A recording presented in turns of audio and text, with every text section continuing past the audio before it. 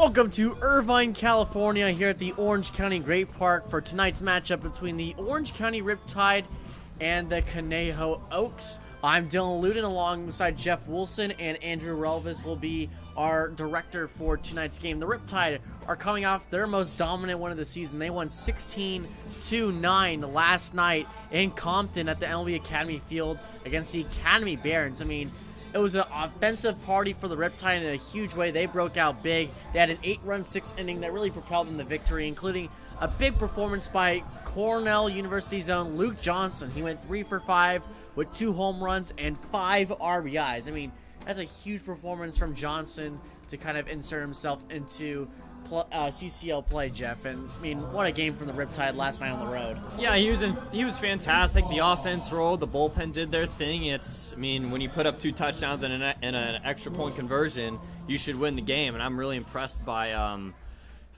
Hasagawa. 2 innings out of the pen, 4 strikeouts. It's gonna be a big bullpen game for the Riptide again today. Luke Sterner is the pitcher on the mound for the Riptide from BYU. First pitch on the way is in there for strike 1. He'll be facing Jack Brooks from the University of Oregon. He had a good freshman year for the Ducks, or redshirt freshman year, I should say. About 294 and 17 at-bats. Next pitch on the way from Sterner is just a bit outside for ball 1. Talking to Coach Spencer before the game about Sterner's starting ability, it says it's very inconsistent right now. He had a great start his first outing, and the second start, you don't know where it came from. Just his fastball leaked over the plate, caught a lot of barrels. So we're hoping in this game that he goes a decent amount of innings. I talked to him. He says it's a kind of wait and see situation, see how his pitch count is, and see how he works through this lineup. Conejo ending this game is 6-4 on the year, as the Riptide are 5-5 right behind him. 2-1 pitch is fouled off by Brooks to the left side. So Brooks' second game in action for the Oaks. We're coming to California from Oregon. He went 1 for 3 in his first game with 2 strikeouts.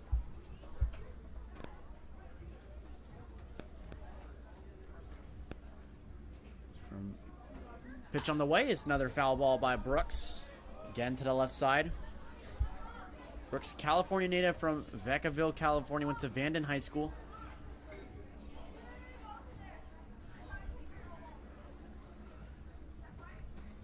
A lot of this Oaks roster is centralized in that kind of Thousand Oaks area. Same thing with the Riptide. A lot of Orange County players on this roster.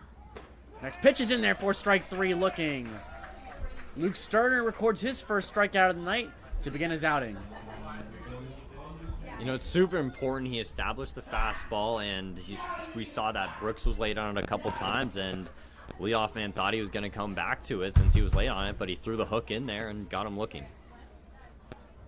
Tommy Kendlinger, the outfielder from Biola, will be the second batter of the night for the Oaks.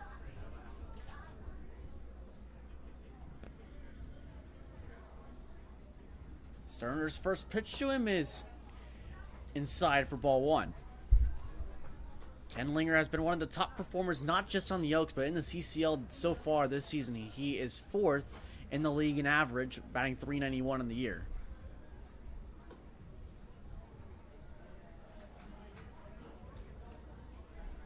One-0 pitch on the way from Sterner. There's another high and inside pitch, 2-0. Kendlinger will be entering his first season at Biola after he spent the last 2 at Allen Hancock College, where he was awarded the Gold Glove by Rawlings as one of the best JUCO defenders in the country. Another inside pitch, 3-0. All the same location by Sterner. They've all been high and inside.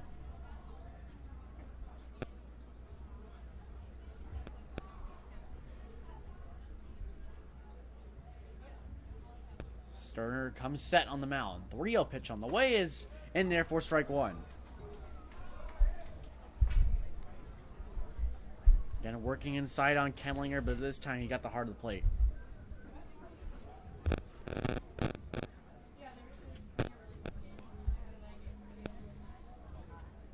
Three-1 on the way.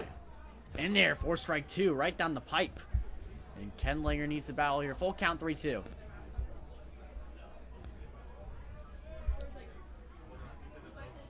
Speaking of his defensive prowess, he's playing center field tonight. He had 6 assists leading the team for Allen Hancock last season. Full count, pitch is high and inside for ball 4.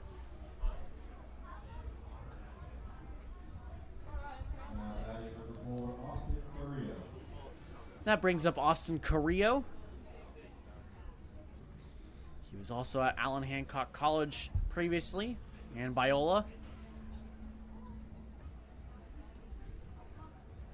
Interesting seeing Carrillo in the 3-hole because he's usually a leadoff guy. At Biola, he posted a over 400 on base percentage. He knows the zone very well, and let's see what he does here in the 3 spot this game. Sterner shakes off the sign from the catcher Max Senesac, and he comes set. Pitch on the way as Carrillo squares the bunt but pulls it back. Ball 1. Jeff, you mentioned Carrillo's extraordinary on-base ability. He's been hitting for high average as well. He leads the Oaks in average, batting .393, good for 3rd in the California Collegiate League so far. He's also tied for the team lead in RBIs with 9 with Kendlinger, who's on first base. 1-0 pitch on the way is high and away for strike 1. Great location there from Sterner. Seems like he really likes pitching to kind of that arm side. He's been throwing inside on the righties and away to the lefties to begin his night. Well, especially when Kerner's on the third base mound, it really makes sense because if he's trying to go inside, it really comes in at an easier perceiving way. Kendlinger takes off. The throw from Senesac is in the dirt and not in time. A good job from the shortstop Patrick Hackworth to pick that and apply the tag, but Kendlinger's in there safely.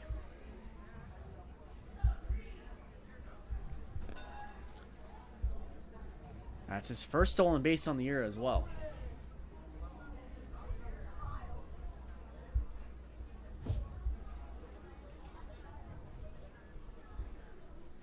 Runner on second now. Hackworth holding the runner on second.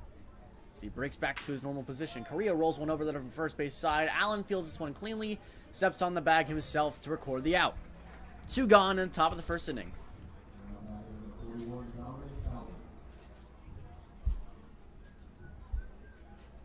So the ground ball to the right side will advance Kendlinger to third base, and that'll bring up the first baseman Dominic Hellman from the University of Oregon. A big-time power bat, 6'6", 250. Out of Henry M. Jackson High School in Mill Creek, Washington. First pitch on the way to the first baseman's in there for strike 1.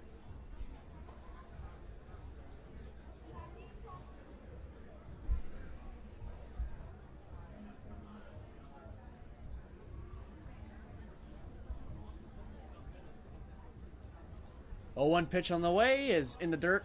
Senesac blocks it. Oh. As Kendlinger has to retreat back to third base. He was coming home, but didn't get too far away from Senesac, and he would have been hosed if Kendlinger tried going to home plate.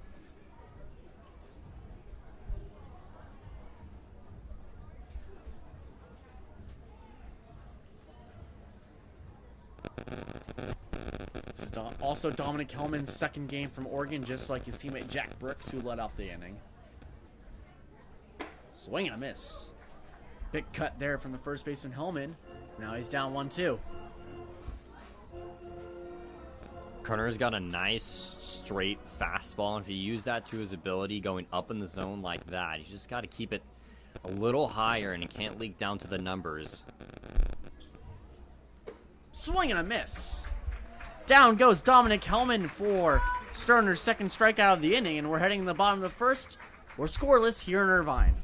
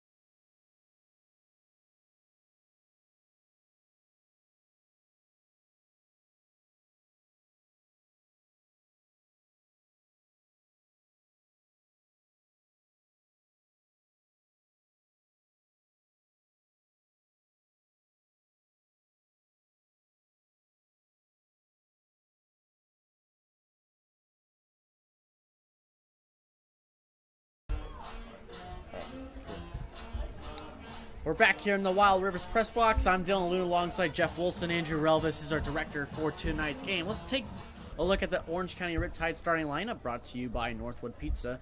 Michael Diaz is digging into the box for his first hacks. He's playing left field and he'll lead things off today. First pitch from Luke Weschler is inside for ball one. Patrick Hackworth, the shortstop's batting second. Ace Reese, the third baseman, batting third. Matthew Thomas, the right fielder, batting fourth. Luke Johnson, who had a big night last night on the road in Compton, is batting fifth, playing second base. J.C. Allen, the first baseman, bats sixth. Rocco Gump, the designated hitter, bats seventh.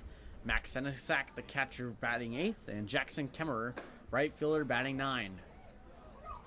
Michael Diaz up on Luke Weschler. 2 balls and 1 strike.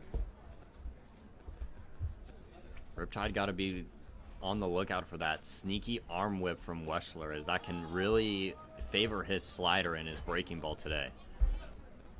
3 balls and 1 strike now on Michael Diaz.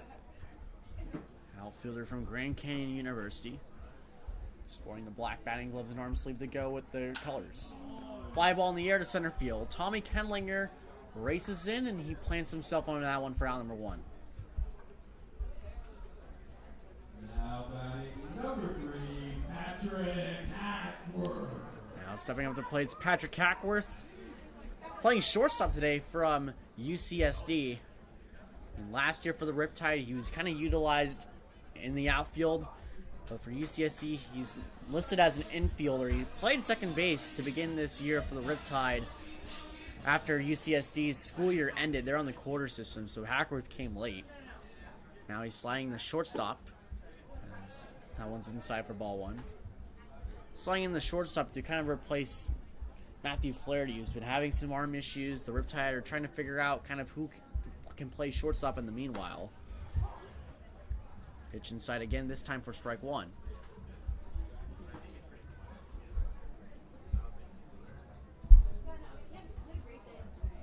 Riptide do have a lot of positional flexibility in terms of their infielders.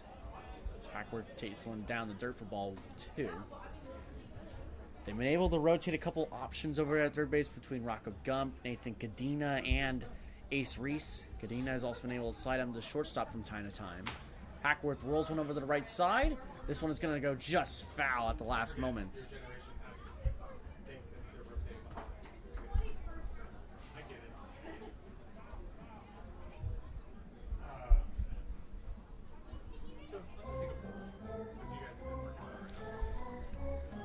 Hackworth was a big part of the Riptide's offensive onslaught last night in Compton at the MLB Youth Academy field. He was 2 for 5 last night with 2 RBIs. This one's roped into right field. It's going to be a base hit. Look at that. Patrick Hackworth's on with 1 gone. And the bomb the first inning. Now batting number 1, Ace Reese. Ace Reese, the third baseman in tonight's game, will shift his feet over to the right-handed batter's box to begin his night. And boy, has he been impressive so far on the Riptide. He's 6th in the CCL in batting average, right behind 2 Oaks hitters. He's batting .389 on the year. Takes that first pitch away from Luke Weschler for ball 1. .389 OPS right on the dot at 1,000. Can't ask for a better start from the kid. 9 walks, 9 RBIs. Something you're not seeing a whole lot of. Takes another one outside 2-0. Yeah, he's been able to display incredible patience. He leads, or excuse me, second on the Riptide in walks, right behind Nathan Cadena. He's been patient, able to display some of his power as that one is in there for strike 1. No home runs on the year yet for Ace Reese, but he does have 4 doubles, which leads the Riptide. 2-1. Another pitch away is in there again for strike 2. 2 balls and 2 strikes.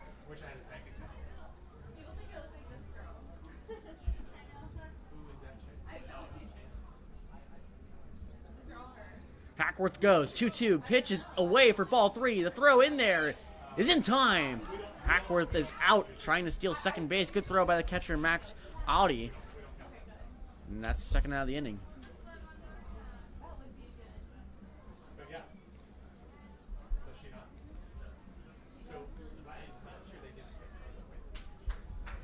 Full count now on Ace Reese.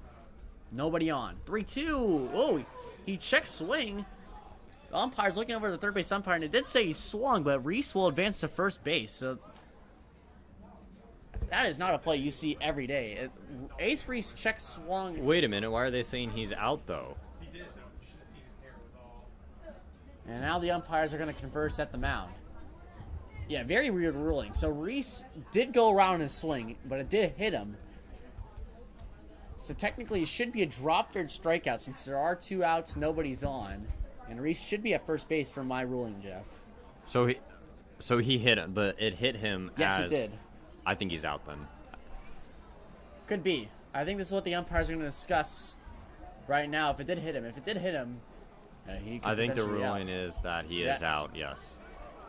So if it didn't hit him, though, he would have been on first base Yes. with the drop third strike. But just because he check swung and hit him, he'll be out. And Reese is going to ask the umpires now what happened there.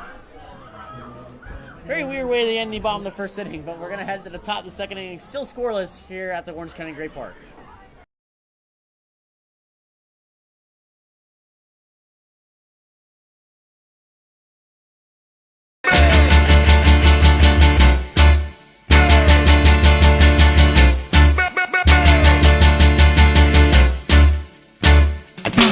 No, no, no. You don't love me, and I know now.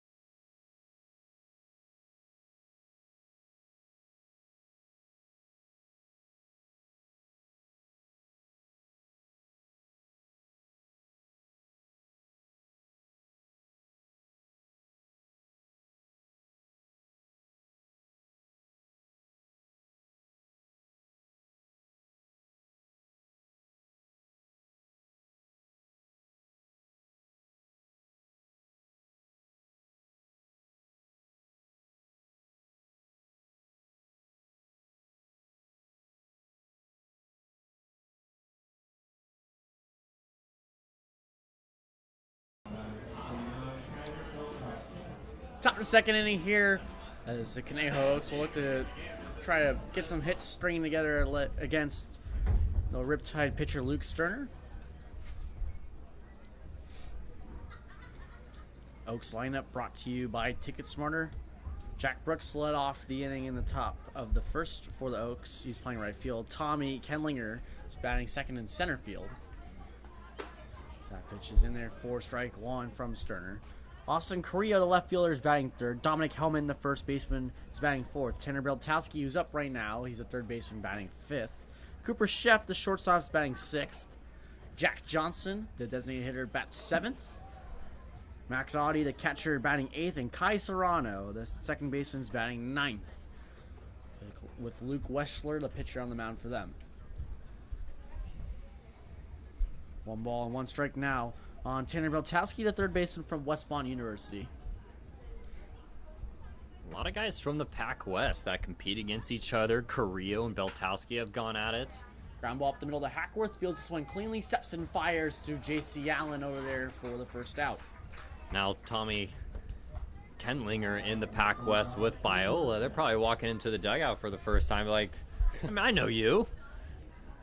Yeah, I feel like there's a lot of kind of these rivalries you're seeing in college baseball. A lot of these people, being teammates really for the first time. It's very interesting to see. That's what you get in I love it. I love it too. I love it. It's fantastic. A couple months ago, you were battling for a tournament conference championship, and 2 months later, it's in the middle of June. You guys are teammates, and may not have liked them 2 months ago, but you get to know the next person, and it's a different story. Well, speaking of this former Pac-12 rivalry, there's 1 Oregon State player on the Oaks roster and 4 Oregon Ducks players, including Cooper Sheff, who's starting shortstop for the Oaks tonight. Sheff checked his swing, and the first base umpire will say he went around. That is Max Ponce over there at first base. Riptide dugout very vocal on that one after a long conversation was had with head coach Connor Spencer and the 3 umpires regarding Ace Reese's strikeout, where he kind of checked his swing and then umpires ruled it hit him as well, and he was out. That one's fouled off by Cooper Sheff. It counts at 1-2. Sheff will be going into his sophomore year at Oregon next year. He didn't play during his freshman year last year for the Ducks. But he was a star high school prospect at Basic High School in Henderson, Nevada, where he's a top-ranked shortstop in the state. We're into a perfect game in PBR. Up high for that one. That's another ball. Who do you think's got better baseball, Nevada or California? It's got to be California. I mean, just considering the size of the state, I mean, it's hard. I think you got to compare it. California, Texas, Florida are the top 3 Those are states. the 3, yes. You got to compare the major At least league for talent. football, As Cooper Sheff takes off-speed pitch, looked like a changeup right down the middle, 4-strike 3. Sterner's third strikeout of the night. Jack Johnson, the designated hitter from Baylor, will be stepping up to the plate.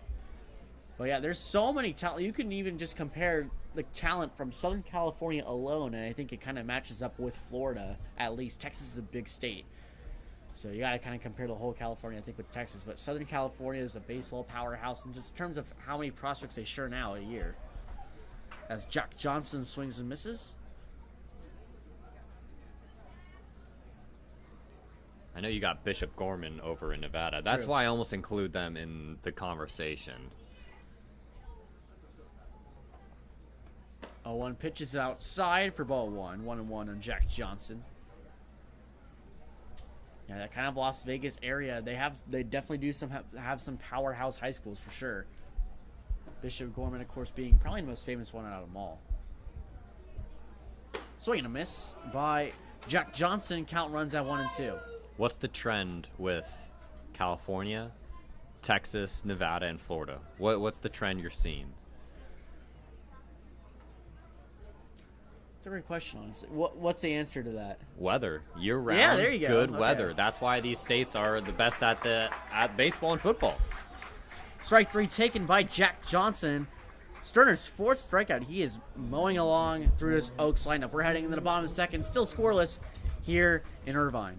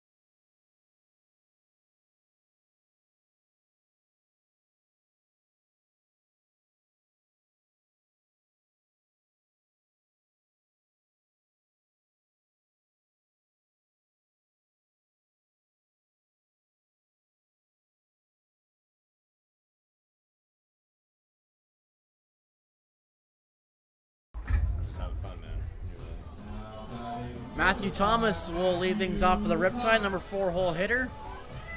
They're going to take his first sacks of the night here in Irvine. Score still at 0-0. Conejo Oaks defense brought to you by Rayborn. Austin Carrillo out there in left. Tommy Kenlinger out there in center field. Gold Glover during his JUCO days at Allen Hancock. Jack Brooks, right fielder. Tanner Beltowski playing third. Cooper Sheff at shortstop. Kai Saranto at second base. Dominic Hellman at first. Max Audi, the catcher behind the plate. And Luke Weschler is on the mound for the Oaks. 2 balls and no strike now on the Cal outfielder, Matthew Thomas.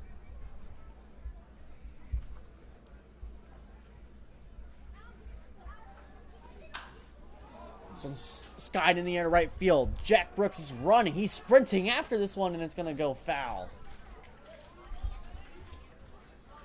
You know, Matthew Thomas, despite his 120 average, he's seen the ball. I feel like he's seen it pretty well over his past few at-bats, grabbing good wood to it. It's just a matter of time before it falls. But I really like his approaches. He's in good counts almost all the times I've seen him. It's confidence at this and putting the ball to the bat. Strike 1 away, taken by Thomas. 2 balls, 1 strike. I feel like a lot of Riptide's hitters have have came alive in these past couple of games, and coaching staff for the Riptide are looking to unlock a little bit of some potential pop there from some of the other Riptide batters, especially Matthew Thomas, where he displayed that power at Cal. He only had a limited amount of games played, 14 games started. And he hit 4 home runs in those 14 games he played. This one's skied in right field. Maybe showcasing that power there. Brooks is back and it's off the wall. It's going to fall in there for extra bases. Thomas rounding second. And he's going to be in there standing for a triple. Look at that, right on cue. Opposite field power there, Dylan. I mean, he got a good pitch hit, like I said, and a good count, and that thing kept just going and going. Well, it's Matthew Thomas's 4th hit of the year, and half of his hits have now been triples. That's something. Yeah, 2 triples and 4 hits, especially for a big power guy like that, who's not known for his wheels, he's known for that pop, but, I mean, that's what happens when you can display that power out there. His first triple was in the first game here at the Great Park. He hit that one to left center field, but this time around he hits it all the way out to right field off the top of the wall. That Jack Brooks, right fielder from Oregon, made a nice play on, but just couldn't make the catch. It hit his glove, but didn't stick. Luke Johnson takes a ball for the first pitch of his at-bat. Speaking of power, Luke Johnson displayed a lot of that last night in Compton. It's 2-0 in the dirt. It's the guy you want up right now. The hot guy swinging the hot stick. The game's going to find you. The ball's going to find you, and the situation's going to come to you always when you're swinging the hot stick.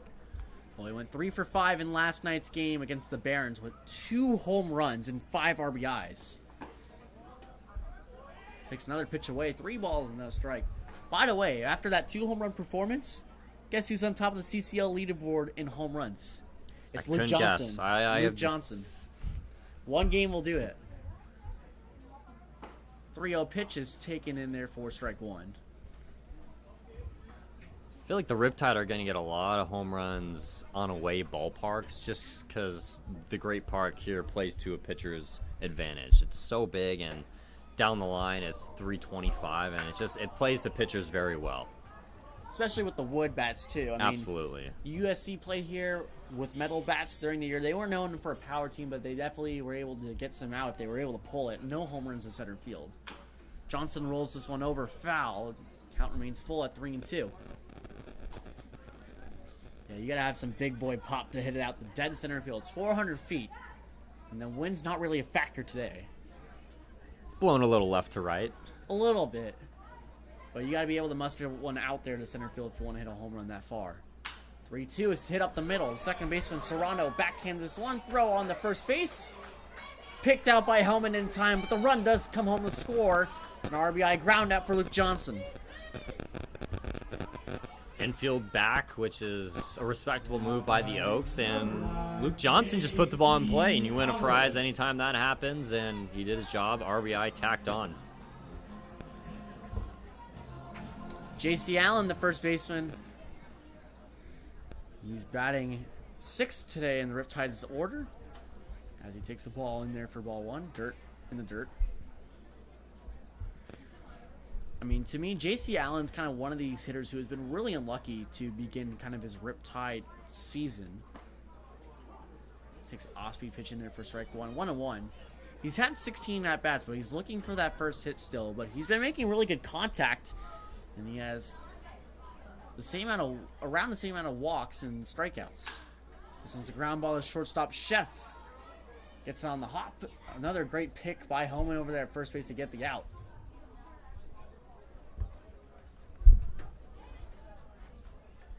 Now batting number 12, Rocco Gump.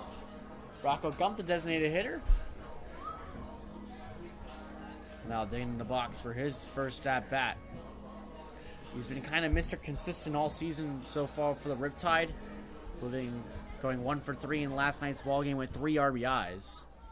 And he's batting .333 on the year. First pitch down the pipe to Gump. Gump's kind of been all around the lineup throughout the season, but I really don't mind him in the 7th spot, batting .333, because he's seen fastballs. He's seen pitches that he can hit, and sometimes as a manager, once you see someone hitting well, you want to move them up in the lineup. No, I feel like you want to keep them down there because they're going to pitch you differently if you're hitting 5th versus if you're hitting 7th. Gump pitches one the opposite way. The third baseman Beltowski has to backhand this one, throws it on 2 hops, and it's not in time. Well, that was softly hit by Gump, and he's got decent speed, and he's able to beat that one out for a base hit. Beltowski and the infielder, they were shifted a little over to the right, and pretty much Rocco Gump just took it the other way and just used the pitch to where it was, outside, and just flicked his bat. Sometimes not all hits are going to the outfield. And I feel like if the Oaks played Gump pretty standard, I think that would have been an out. But since they're shifted over to the right, like you're saying, Jeff, Beltowski had a backhand that. And that was actually a really good play. He's able to throw. It's all you could do in that situation. Exactly that. Easy throw over there to Homan on 2 hops, but not in time. As the catcher, Max Senesac, takes a curveball in there for strike 1. He's also looking for his first hit of the season, but he does have 3 RBIs to his ledger.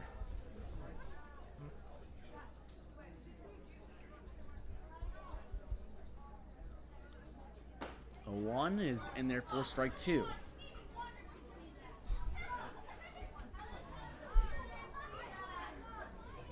On 2 on the catcher, Senesac. Again, the Oaks are shaded to pull on the righty Senesac. Swing and a miss. Senesac checks his swing, but the home plate umpire, Brian Stahl, calls it for strike 3. The Riptide do get a run on the board here in the bottom of the 2nd inning thanks to a ground out by Luke Johnson. We're heading in the 3rd, 1-0 Riptide lead.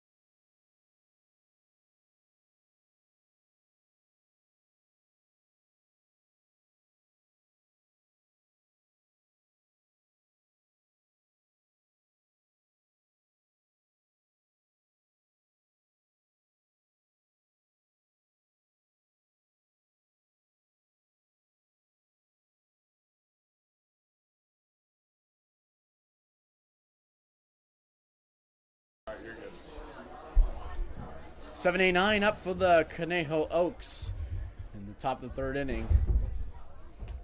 They're looking to break through against Luke Sterner from BYU, who's had an excellent first 2 innings, recording 4 strikeouts. Strike 1 on the black. Called in there on Max Audie, the catcher from St. John's. Played for the Conejo Oaks last season, one of the few returners on this team, as he cuts through a fastball 0-2. He was a key part of the Oaks roster last year, batted .321 versus all opponents with a home run. He's third on the team in batting average. 0-2 pitch is high and away for ball 1. It's hard for him to really get kind of regular at-bats and become the Oaks starting catcher because they had such a good catcher last year in Brandon Durfee, who was Cal Lutheran product, participated in the home run derby. As Max Audie swings and misses for Luke Sterner's 5th strikeout of the night.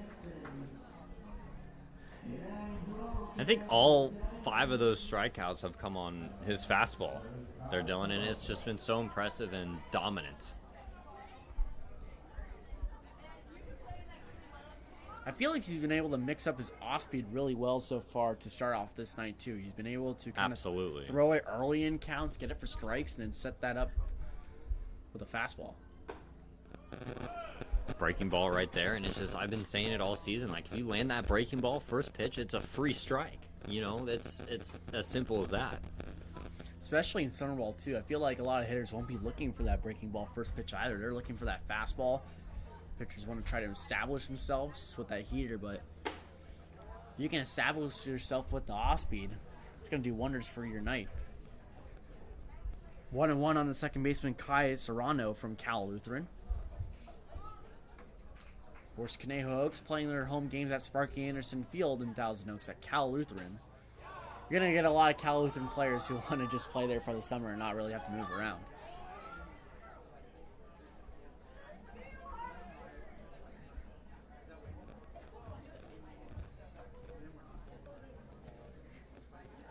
Sterner takes his 3 steps on the mound, comes set. 2-1 pitch on the way to Serrano. It's flied in the air. Shallow right field, and it's going to drop in between Thomas and Johnson for a base hit.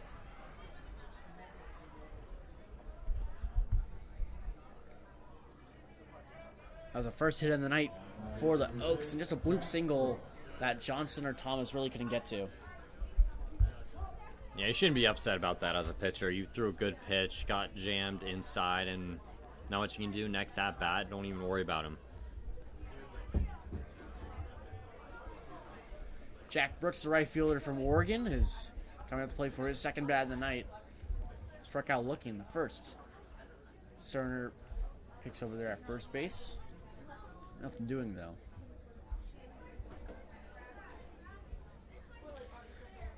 If you remember from the last inning, Brooks was the right fielder that collided with the wall, trying to catch Matthew Thomas's fly ball that ended up being a triple. So he swings and misses on that first pitch, 0-1.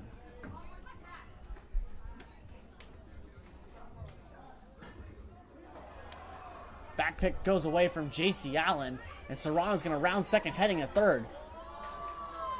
Allen throws over there at third base on a one-hop, and it's not in time. So the errant throw by Luke Sterner advances Serrano all the way from first to third. I know the Riptide have been struggling with runners stealing on the defense, but it's at a point where the defense itself just has to get better, and that stuff can't happen. That's a careless mistake, but you have a chance to strand. You have to strand. Only one gone here in the top of the third inning. Pitch upstairs to Jack Brooks.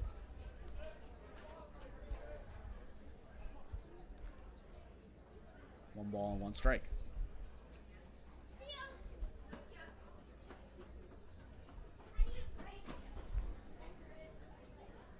Brooks was a captain all 4 years at Vanden High School.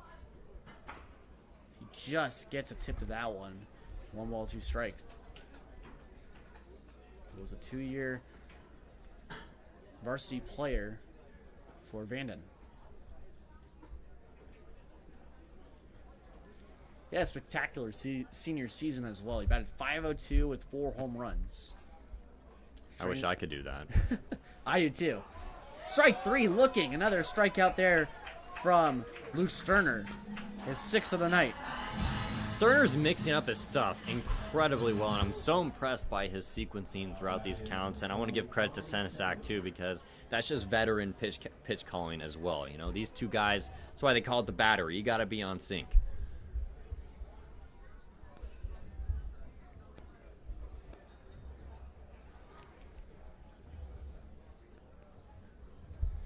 Tommy Kenlinger, the center fielder for the Oaks, is looking to drive in the runner from third with 2 gone as he takes the ball upstairs for ball 1.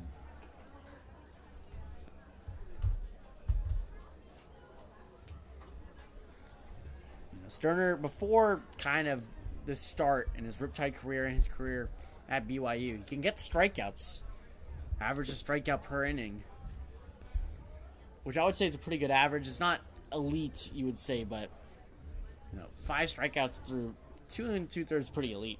It's good. He's looking strong, and we want to hopefully see that coming into innings 3 and 4 when the Oaks might be facing him for a 3rd time. That's when pitchers or hitters are going to get used to his stuff and know what's coming, and it's really that 3rd time through the lineup. That's when you really got to be on your game.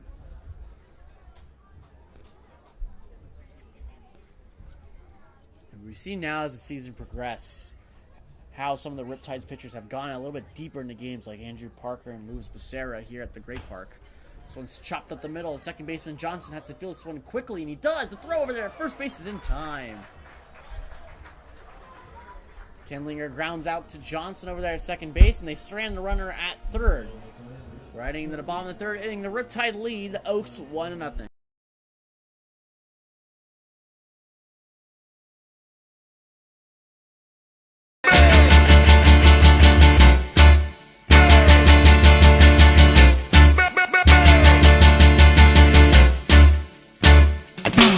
No, no, no. You don't love me, and I know now.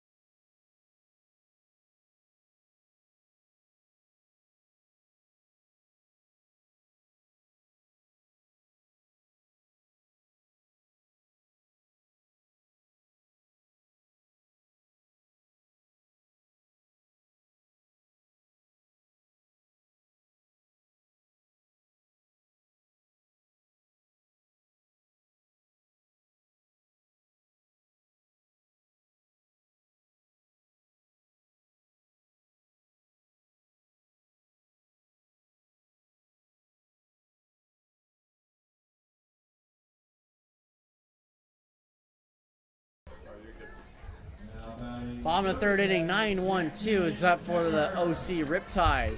Jackson Kemmerer, the center fielder, act as a second leadoff here. Slider in there for strike 1.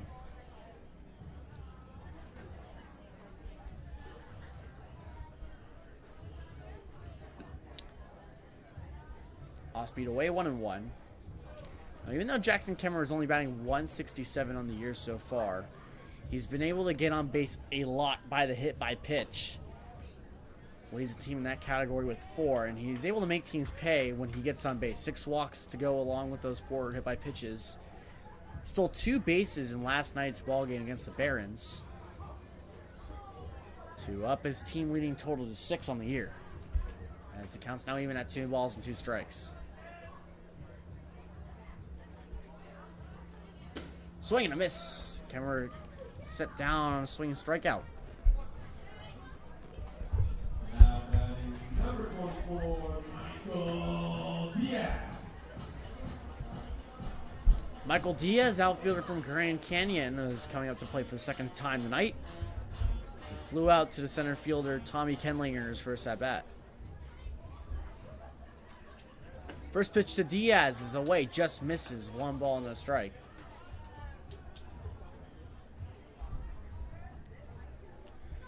Diaz can really hit to all fields. He can pull the ball and go oppo for power and can hit into both the gaps as well. So he takes a big hack there for the first strike.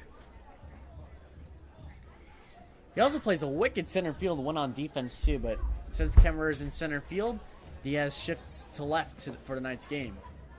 He's made a few spectacular plays in the outfield, including some full extension dives.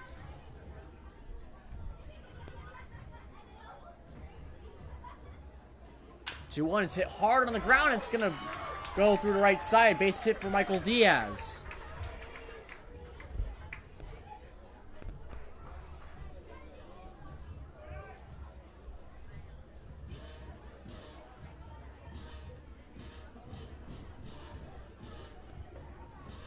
Now batting number 3, Patrick Hackworth. One of the few Riptide returnees, Patrick Hackworth, going up to the plate for his second at bat. He singled back in the first inning, but tried stealing a bag and was thrown out. First pitch is flowing in the left field the opposite way. Carrillo's under this one. He'll make the catch for out number 1.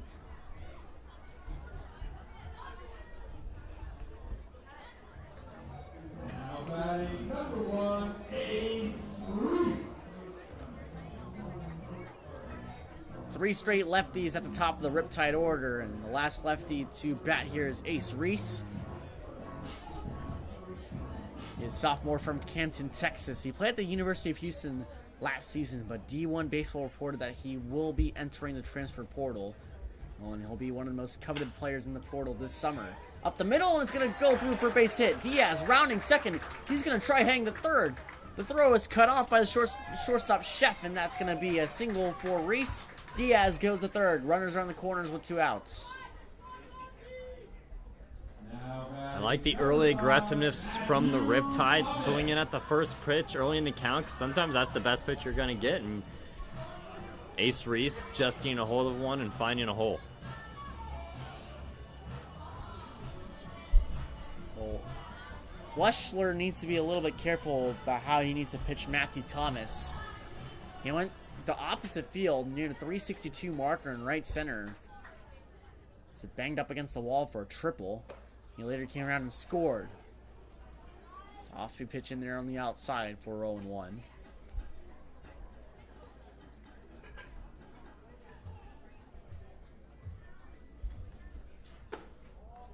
Another away pitch, but doesn't fall over the plate. 1 ball, 1 strike.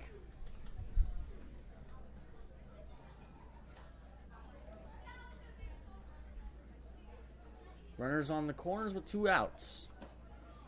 That was a nice curveball in there from Weschler in there for strike 2. I mean, they're pitching Thomas away, even though he was able to drive the ball out there to right center field for a triple. Again, another away pitch, 2-2. It's good to be away, but the mistake that Luke Welcher made was that it was middle away towards that last hit to Matthew Thomas, and that's why he got such great wood on it, and he could take it the other way, as he should. Back pick over there on Ace Reese at first base, and he's in there safely. I feel like that's one way to kind of neutralize a power bat like Thomas, to just keep throwing it away and just make sure it's not over the plate. Reese goes to second base. The throw down is not going to be in time. Here comes Diaz to the plate, and he's going to be in there safely. A stolen base by Reese, and another stolen base by Diaz brings in a run for the Riptide.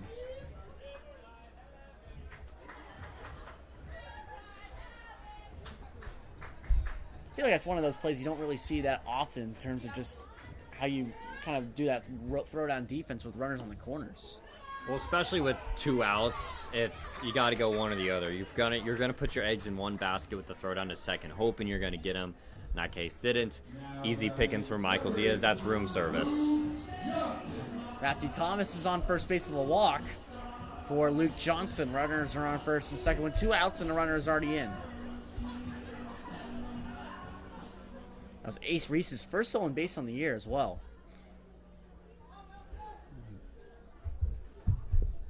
First pitch to Johnson is a curveball in the third for ball 1.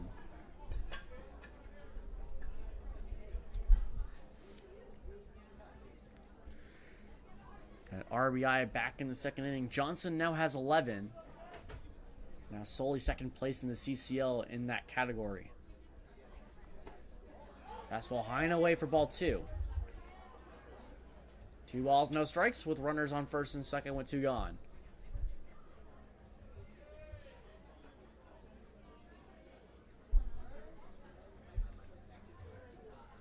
Two-0 in there for strike 1. Beautiful curveball from Luke Weschler.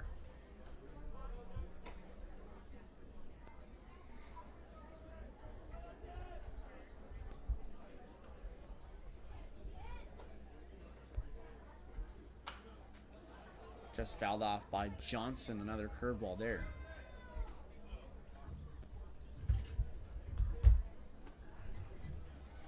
Johnson will be entering his sophomore season next year at Cornell University, where he's had a whole bloodline of Johnsons and 10 Cornell since 1929, almost a century. This one hits him in the knee and also hits the home plate umpire Brian Stahl in the hand. 2-for-1 combo. Pinballs around. Now bases are juiced with 2 gone for J.C. Allen, as Brian Stahl's still kind of walking it off. He's looking at his hand. It just kind of got him on the rebound after it hit Johnson kind of in the knee area.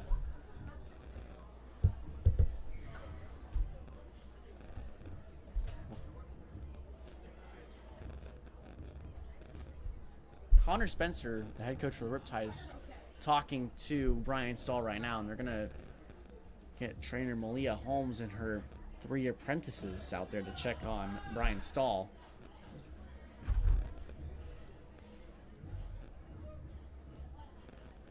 I wonder if he just hit his hand, Jeff, or it jammed his fingers. Because if it jammed his fingers, that's the worst feeling. Yeah, it's not a good feeling. It's a lose-lose. Anytime you get nicked back there, not everyone can do it. Looks like everyone's in good spirits, so smiling, laughing around as home plate umpire Brian Stahl receives an applause, and he's good to go. You know, Jeff, that's why I quit home plate umpiring. I was a home plate umpire for softball, for 8U softball, but they're so close. 8U. Let me defend myself here. They're very close. They're way closer than when this is. I mean, you got to be able to stand in there and take a pitch, but some of these girls in AU, they also don't know how to catch the ball, especially when you get #1 pitcher in there, all-star caliber pitcher, the best you're going to see in Southern California.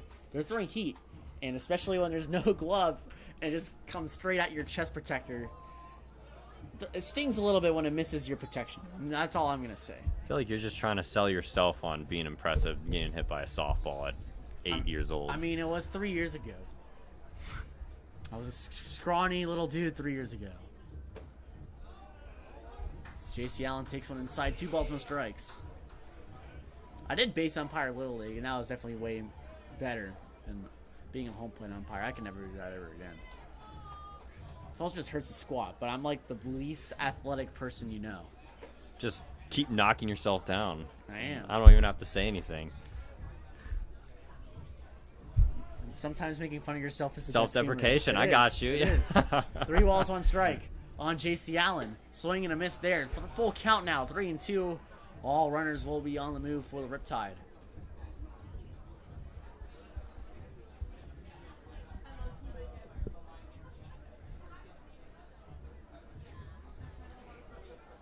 This one's hit on the ground at a shortstop.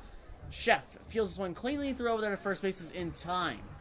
So Weschler gets it on the bases loaded jam, but he doesn't allow another run. As the score is up 2-0. We're heading into the top of the 4th inning, and Riptide lead 2-0.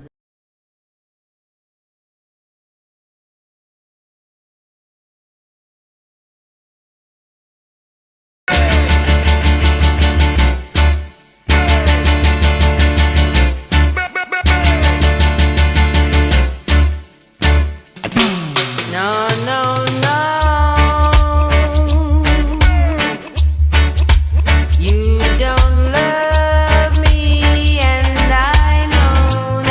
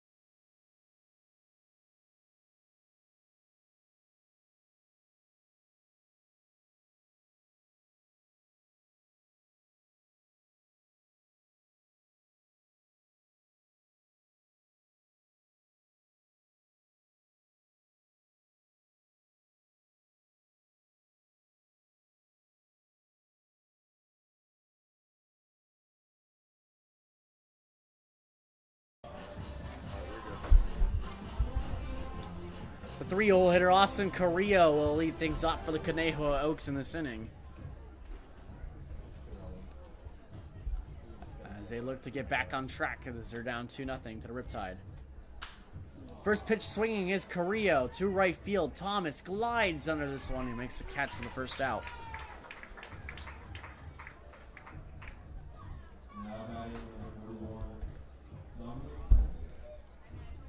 Big power bat, Dominic Hellman, the first baseman. Will look to do better against Luke Sterner, who's been a difficult at bat all night for the Oaks batters. Big cut by Dominic Hellman, swing and a miss there. No balls, 1 strike.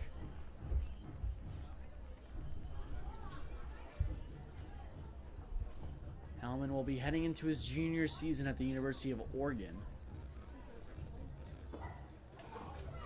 A weak cut there on an off-speed pitch from Sterner. No balls, 2 strikes.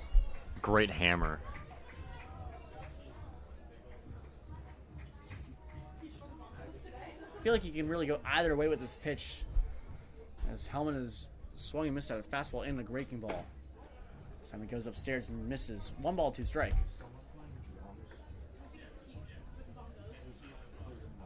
You could go a couple ways here. You can go back upstairs, you can go fastball away, or the breaking ball down in the dirt. 1-2 pitch on the way from Sterner. Ooh, and it hits Hellman in the head.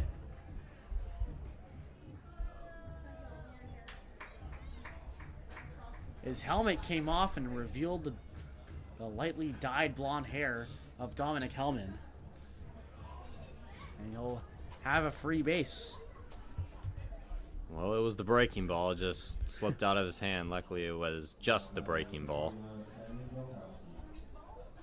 Tanner Belkowski, the third baseman from Westmont.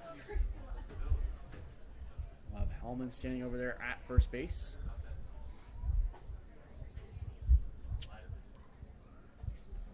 Ball will need to be in the gap or down the line to score Hellman over there from first base. 1 ball, no strikes after Belkowski watches one this above his head.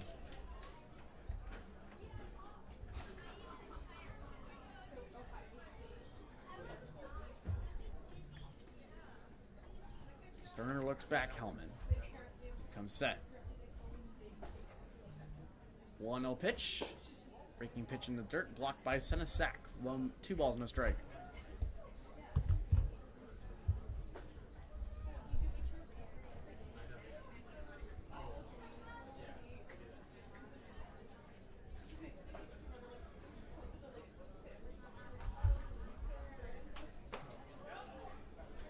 Fastball just misses inside from Sterner. 3 balls, no strikes.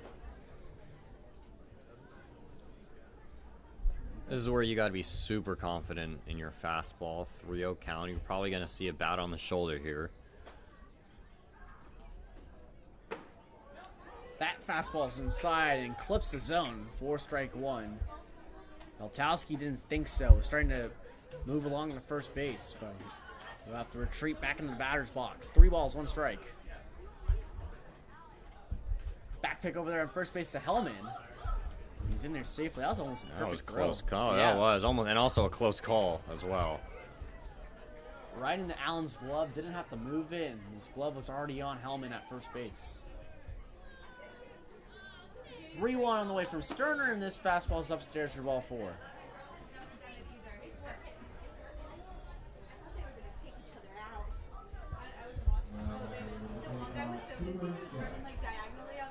Cooper Chef, the shortstop from Oregon, will bat with runners on first and second, but not before a mound visit from the pitching coach for the Riptide, Brian Evans.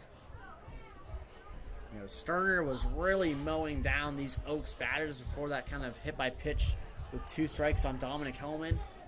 Now he's allowed to walk here. Very quick and short meeting from Brian Evans. I feel like it's just kind of saying to Sterner, hey, you got this. You have 5 strikeouts already. Oaks really can't touch you so far. You just need to come back into the strike zone and regain that command. Just a nice, hey, lock in.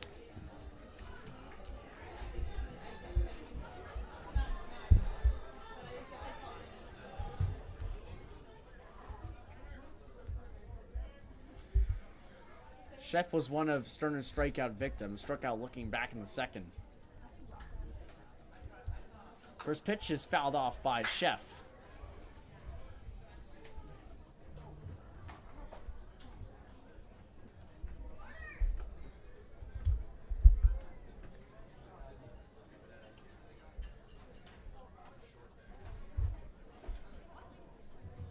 He had a monster senior season for basic high school 2 years ago. So he swings and misses on another pitch. 0-2.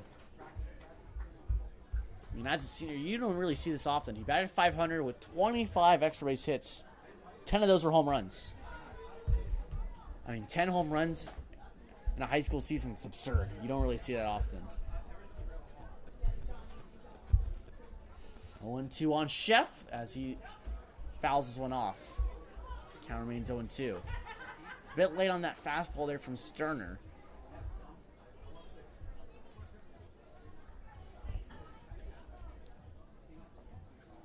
Maybe go to this one again.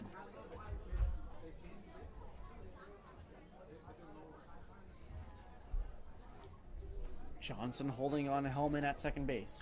Off-speed pitch is hammered in the left field for a base hit.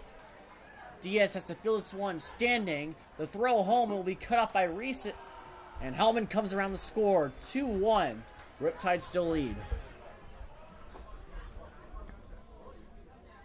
Sterner was pretty much projecting his pitches there as that one was grooved right down the middle, and this is where you kind of see a little bit of fatigue coming in, and you got 5 strikeouts. You're up there with the pitch count. I mean, he only went 3 innings at BYU last year, so he's on the approach of a season high, I guess we could say. But the Riptide bullpen getting hot, I think this could be his last inning, but he's looking to get out of it. Yeah, he kind of had Chef on the ropes there with his fastball. He's late on that one, got him to 2 strikes. And again, Jack Johnson misses at his fastball. No ball, 1 strike.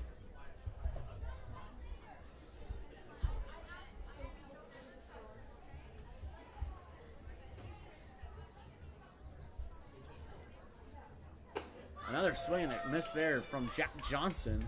0-2. I mean, this is kind of the same at bat that went through Chef. He threw Chef that curveball and he hammered it to left field. I wonder if he has confidence in that curveball to go with it again or try to stick with that fastball. The hitters haven't timed it up all day. This time he does go back to the fastball and it's foul tipped in the glove of Senesac for its strikeout.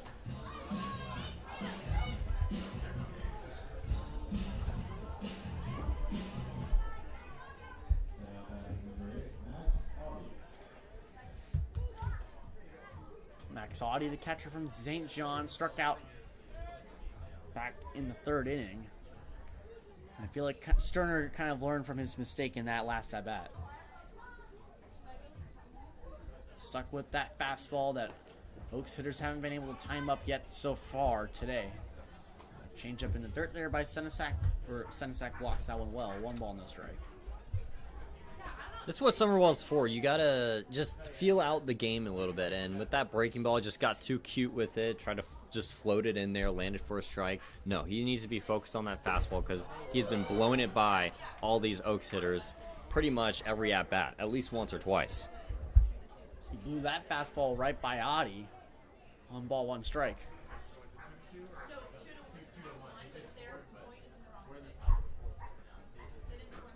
Looks back the runner at second. Another fastball blown by Audie. 1 ball, 2 strike. Great location as well. That first fastball was kind of geared towards the middle of the plate, and that time he went away. He's gonna go upstairs. He's gonna go upstairs here, Dylan. 1 ball, 2 strike, 2 outs. Runners on first and second. He goes upstairs and away, but does not get the zone. 2 ball, 2 strike.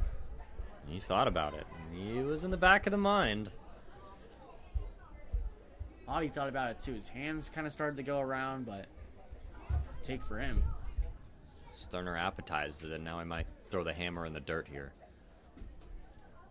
2-2. Swing and a miss. He sticks with his fastball and blows it by Max Audie for another strikeout. Make it 7 on the night for him. Impressive outing from Luke Sterner. We're heading into the bottom of the 4th inning.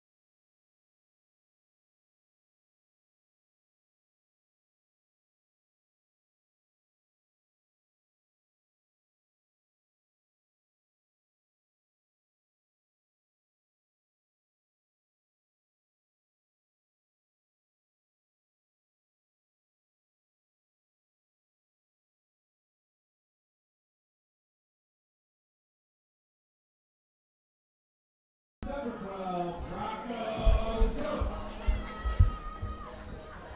We're heading in the bottom of the 4th inning here at the Great Park in Irvine, California. The Orange County Riptide lead the Conejo Oaks 2-1.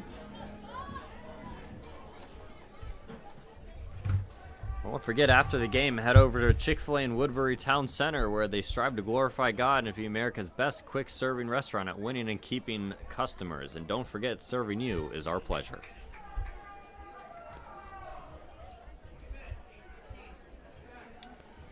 We're going to get a new pitcher on the mound here for Conejo Oaks.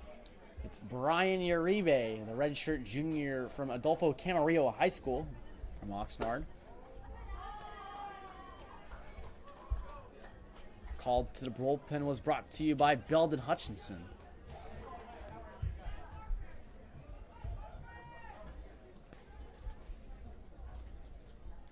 One-0 pitch on the way to Gump. He's in there for strike one, 1-1. Uribe was at the College of Southern Nevada last season, where he only pitched 1 inning, but it was scoreless with 1 strikeout. Before that, he was at UNLV for 2 years, where he pitched 7 innings for them. Breaking ball in the dirt, 2 balls and 1 strike. He's a dominant pitcher at Adolfo Camarillo High School, where he was on the varsity team all 4 years, and in his senior season had an 8-1 record with a .3 ERA. Strike 2, taken by Gump. You know, I watched Uribe pitch. Tribuco Hills High School played Camarillo in the semifinals of the D2 CIF championship. And Uribe had a really good outing, but unfortunately Camarillo lost that game, but Uribe's efforts were outstanding in that game. And a winner-go-home effort. Full count now on Gump, 3-2. You know, speaking of that fantastic senior season, he was named County Pitcher of the Year and League MVP. Thanks to that .3 ERA of his. Full count pitch on the way to Gump is fouled off his foot. Gump's okay. No sign of pain there. Another full count pitch on the way from Uribe.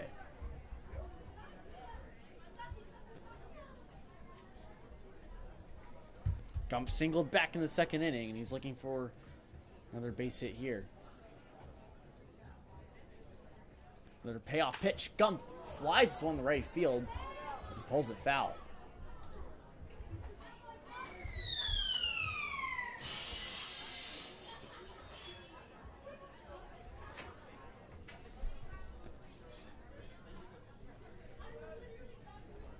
You know, one thing about Rocco Gump is that he will put up great at-bats against the opposition. He won't go down without a fight. This one's skied foul to the left side.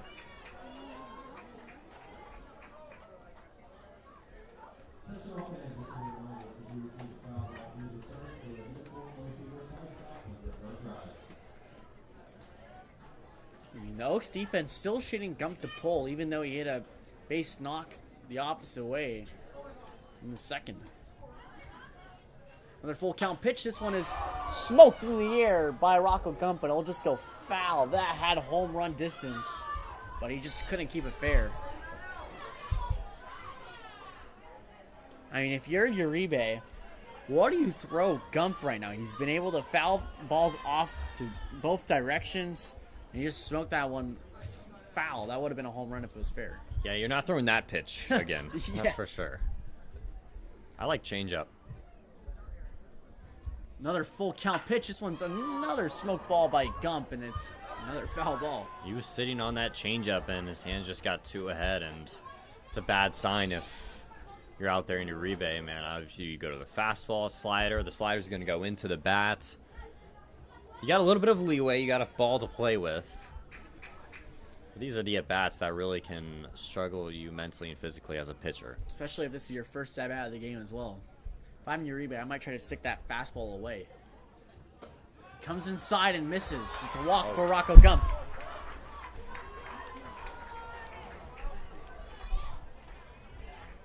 Now batting number 26, Max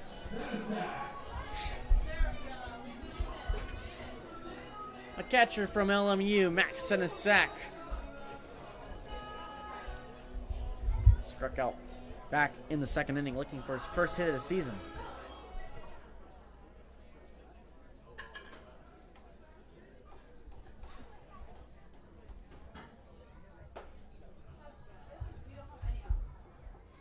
Gump extends his lead over there at first base.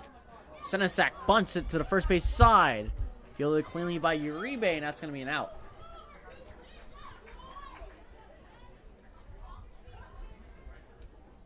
Now batting number 10, Jackson Kemmerer.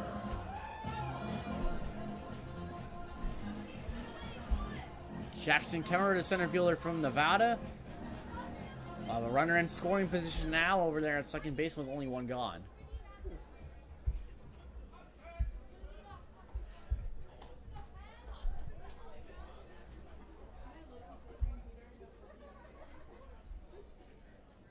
Uribe takes a deep breath. First pitch on the way. Two Kemmerers in there for strike one.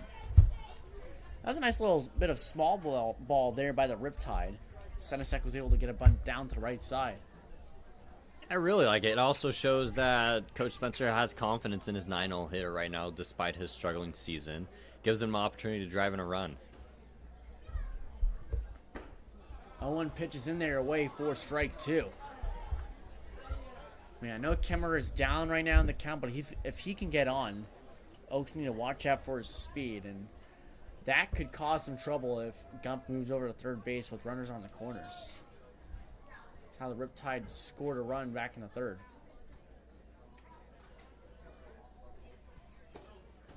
Fastball high and away from Uribe.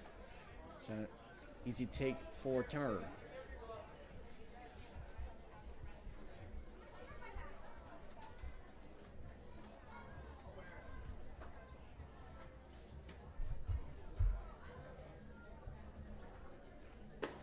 Inside pitch just misses the zone. 2 balls and 2 strikes.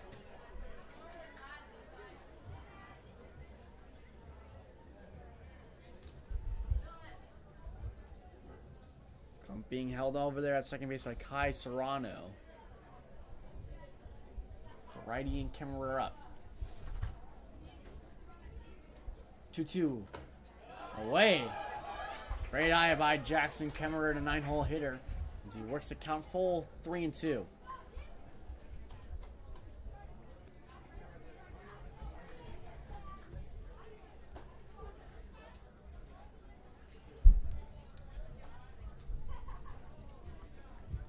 Swing and a miss. Kemmerer goes down on strikes, second strikeout of the night. The left fielder, Michael Diaz from Grand Canyon, will look to try to drive in Gump over there at second base.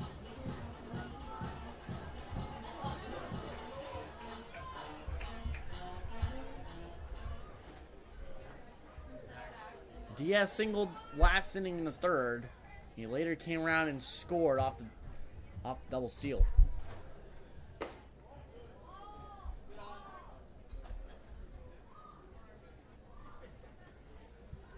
One ball and no strike on Diaz, who had a magnificent season for Grand Canyon as they made it to the NCAA playoffs. At 374, 24 games started for the Lopes. Diaz takes a good hack at the 1-0 pitch, and it goes back foul. 1 ball, 1 strike.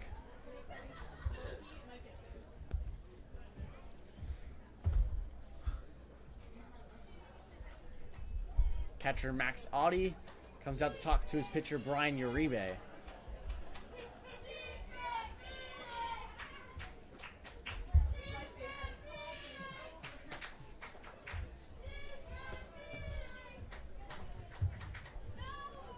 I feel like they just have a feeling how to kind of put away Diaz. He singled in his last at-bat. They don't want to allow another run here.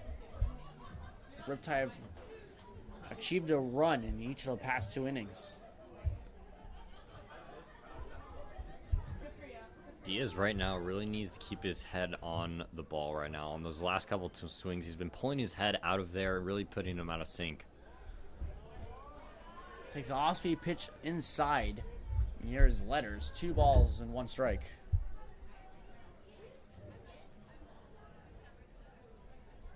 Well, he can come through in the clutch. He did yesterday, where he had 3 hits and 3 RBIs, including 2 doubles.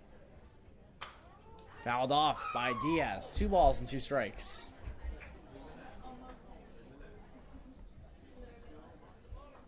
Again, the Oaks are shading to pull. I haven't seen them play defense straight up almost this entire game. They've been shifting as much as they can. The shortstop Cooper Chef playing still to the left side of the second base bag, but as close as he can get. Pitch inside is called for strike 3. Diaz didn't run. He didn't think that was strike 3, and that'll be the end of the inning. We're heading into the top of the 5th inning. Riptide lead 2-1.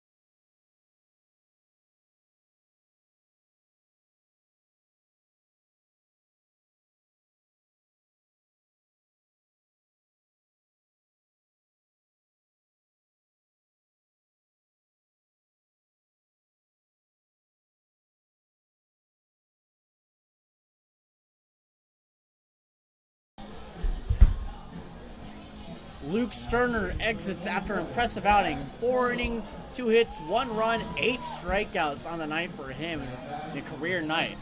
We're going to get a call to the bullpen here, brought to you by Pixie. Download the Pixie Car Wash app. Pixie brings shine to your doorstep on demand. It's going to be Jack Bunnell, the pitcher from University of San Diego. Second inning this year for Bunnell. Not a lot of stuff to work with, but at USD he's got a nice 4-pitch mix, but really likes the changeup. That's going to be a strikeout pitch. He's throwing it for a strike 72% of the time, but also has that 39% chase rate.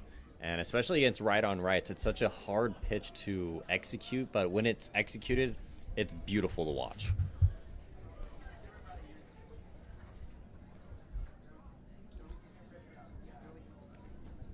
1-0 pitch on the way from Bunnell's fouled off by Kai Saranto, the 9-hole hitter playing second base.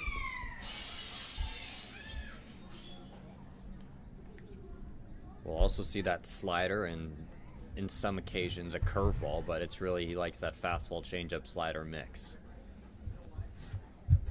It's only his second appearance in the year for the Riptide, and he had a solid first outing where you have 2 hits, a run, and a strikeout in 1 inning of work. Ball in the dirt, 2-1.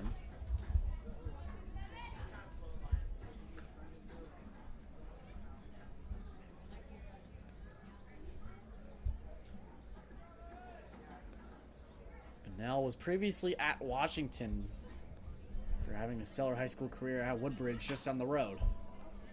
Sawed off and heads foul. Counts back and even at 2-2. Speaking of Bunnell's stellar high school career at Woodbridge, he threw 2 no-hitters and registered a .6 ERA in his senior season, earning first-team All-CIF and Pacific Coast League MVP honors. He's also not too shabby with the bat, too, batted .340 that year as well. 2-2 pitch. He's in the dirt for ball 3. 3-2.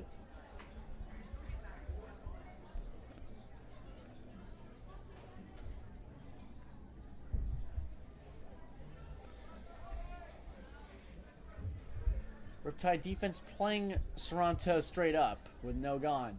Full count pitch on the way. Skied in the air. Senesac takes off his mask, moves to foul territory, and makes the catch on his knees. We're out number 1.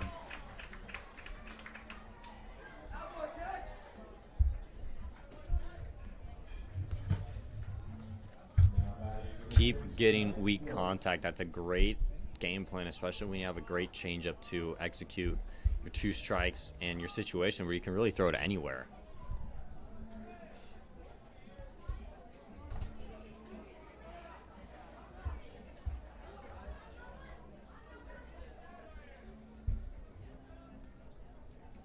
First pitch on the way to the Oregon right fielder. Jack Brooks is in the air.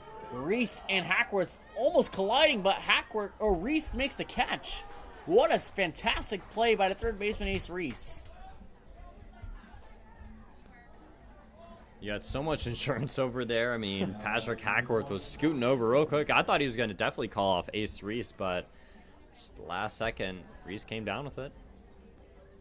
Yeah, Reese was falling backwards while making that catch and had to make it the catch from the seat of his pants, and Hackworth was running in full steam. Those are a lot of situations where you got to practice it, you know, and shortstop being the head of the infield. It could be a 50-50 ball, but if your third baseman has confidence in it, it's usually the shortstop who has the best angle. But Ace Reese got it, just secured it by falling to the ground. I mean, I've seen that a lot watching the New York Mets this year as well in the outfield between Starling Marte and Harrison Bader. They've collided a couple times, not hard collisions, and they've made the catch almost every single time, but just very interesting to see kind of the communication not being very transparent. But, hey, that's an out.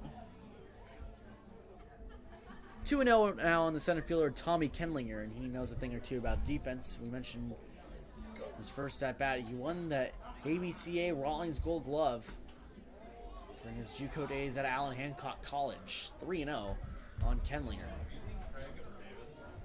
Speaking about his fantastic sophomore year on defense, had a spotless fielding record, the team leading 6 outfield assists, including inning and 1 double play. Kendlinger has a take sign there, 3 balls and 1 strike.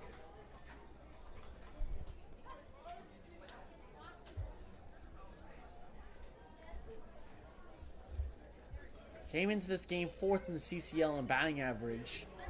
He's 0 for 1 today with a walk. This one's cut on. Third baseman Reese feels one at his shoelaces, throws on, makes the play. That's 2 fantastic plays Ace Reese has made at the hot corner today. That last one ends the inning. We're heading in the bottom of the 5th inning. Riptide still lead 2-1.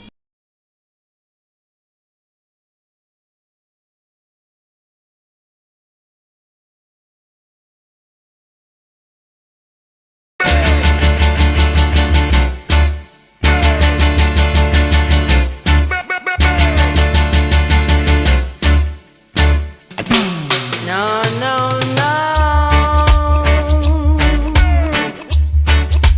You don't love me, and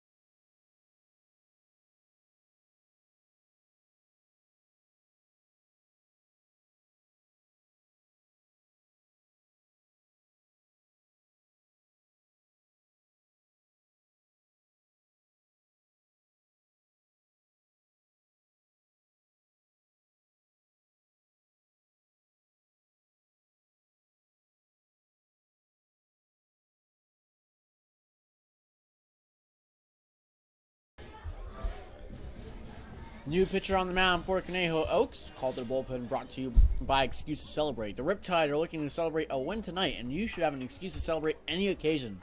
Head over to excusetocelebrate.com, where the goal is to produce fun and unique designs tailored to your vision. New pitcher, by the way, is Jaden Valdez from Ventura College, and he hits Patrick Hackworth on the first pitch of his night.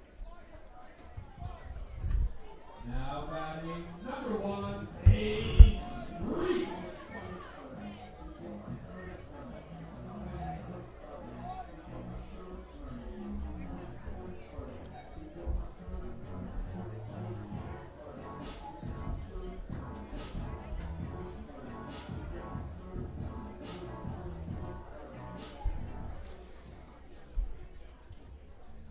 Ace Reese, the 3-hole hitter for the Riptide, will have Hackworth over there at first base. His first pitch swinging up in the air. Shortstop, third baseman, left fielder converge, and it's the shortstop Cooper Chef who calls off everybody and makes the catch. Now batting number 5, Matthew Thomas.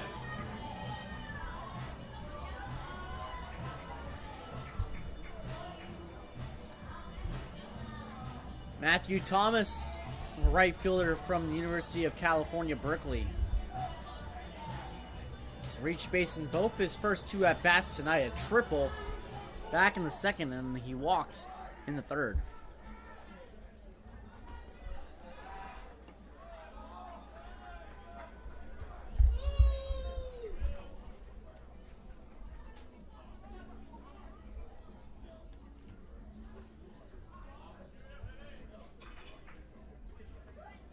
Curveball in the dirt. Great block by Max Audi behind the plate. 1-0 on the 6'3" sophomore from Cypress High School. You know, a few Riptide players had their breakout games last night on the road at the MLB Youth Academy in Compton against the Barons. Seems like, head coach Connor Spencer inserting Thomas here in that 4-hole spot has done wonders for him tonight. He had a triple and a walk. Seems like this is his coming out party. Yeah, when the coach has confidence in you, you have confidence in yourself, and it's so incredible how small that situation is, or I guess if the coach has trust in you, it just immediately boosts your confidence as well. Another pitch upstairs. 3 balls, no strikes on Matthew Thomas.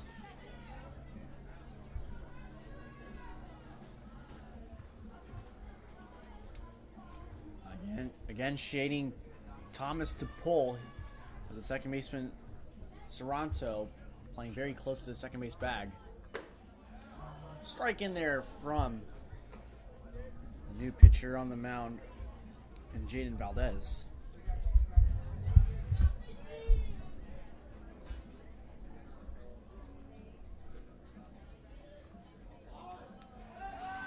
Valdez back picks quickly over there to first base. And Hackworth is in there safely.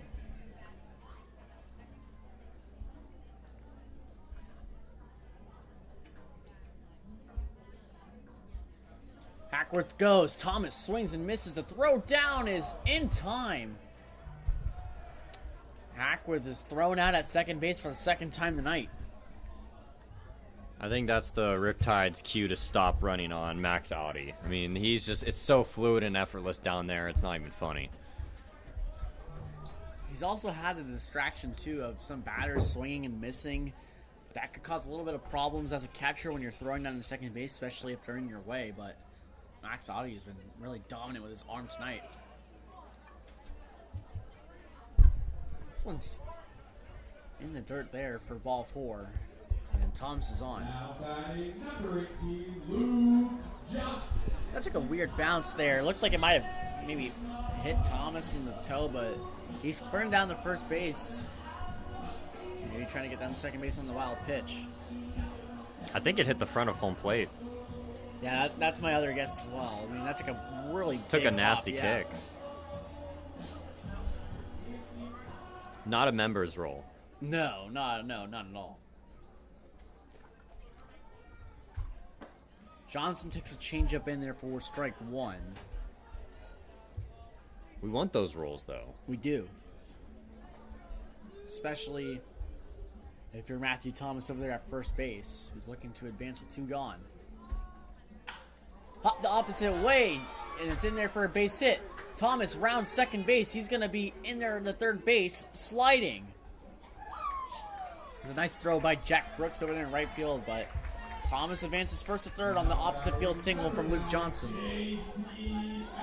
Luke Johnson continuing to stay hot here in this 2-game stretch, and I'm really impressed by the way he just fought it off. And that's baseball. Jam shot the other way. Good base running by Thomas. Chance to do some damage here with 2 gone.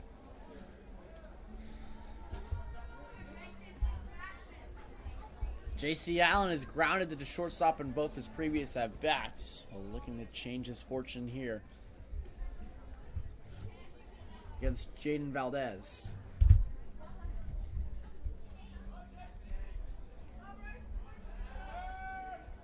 Back pick over there at first base. Johnson's in there safely.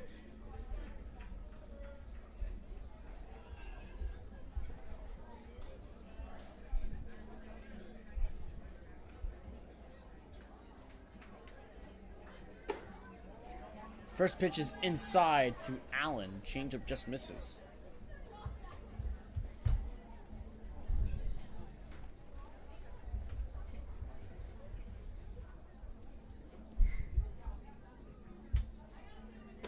Allen takes a big cut on another changeup. 1 ball, 1 strike.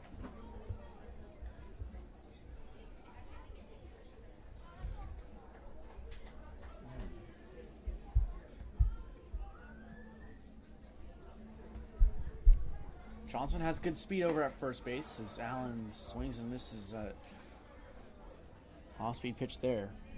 1-2.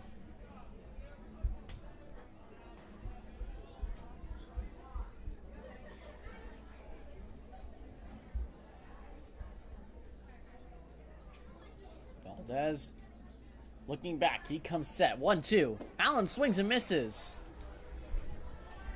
Big strikeout there from Jaden Valdez to get out of a runners on the corners jam as we're heading into the top of the 6th inning. Riptide still lead 2-1.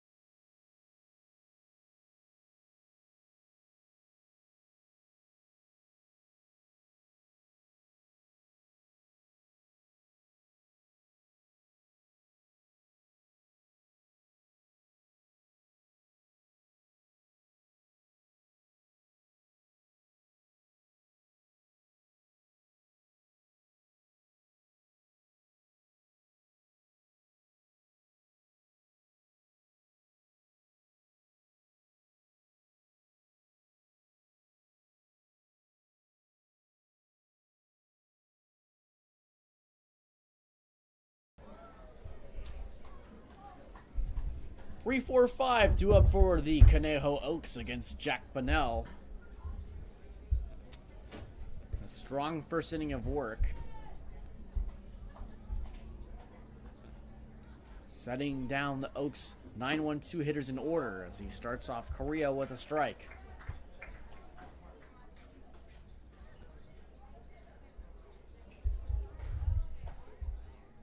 Correa's 0 for 2, but it's made contact and both his at bats, ground ball to the first baseman and fly ball to the right fielder. Strike 2 in there from Jack Bunnell.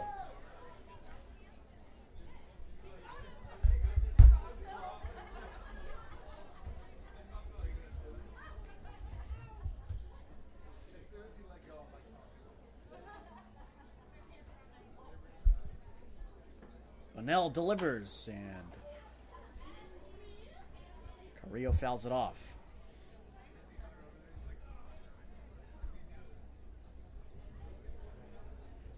Carrillo last season for Biola, he batted .366 and had 2 home runs to his name.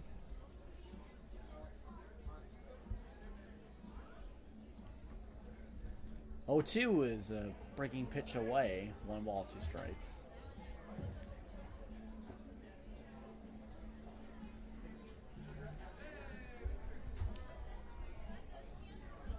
Product of Chatsworth High School. He spent the last 2 years at Biola, but previously was at Allen Hancock College. 1-2 pitch on the way to Carrillo. He checks his swing, sent a sack.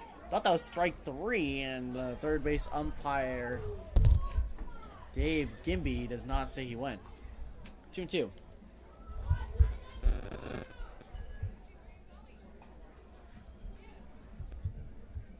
I think Senesac thought that was going to be strike 3 called. Carrillo didn't really go there. His hands started to go, but that bat head never went around halfway past home plate. 2-2. Breaking pitch from Bunnell just misses. That was a beautiful change up there. But couldn't catch the plate. Full count now.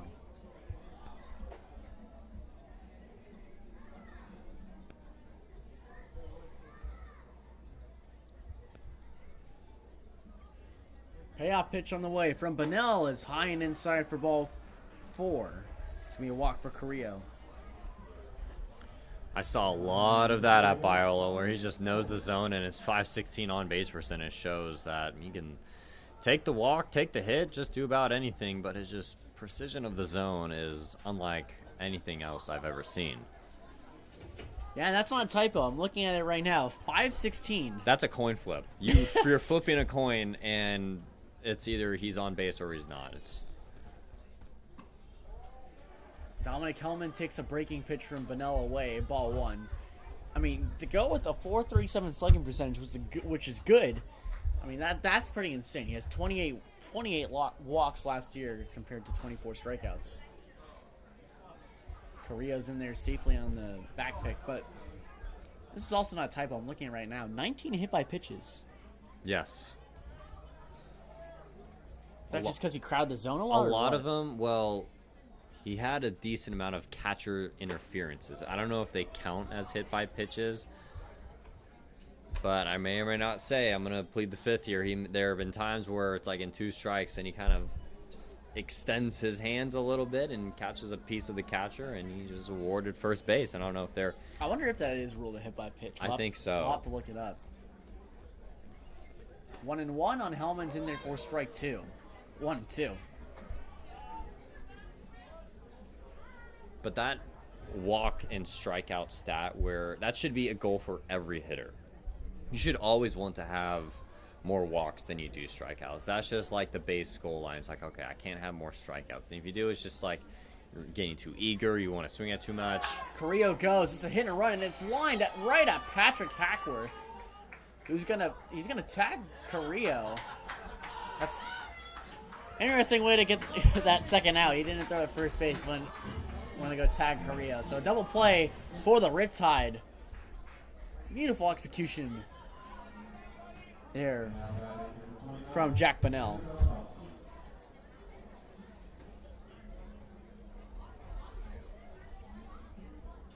Tanner Beltowski walked back in the 4th inning. Instead of having a runner on First or second now. There's no runners on for Beltowski as he swings first pitch. Allen hovers to foul territory. Will hit the netting. Count will run at 0-1.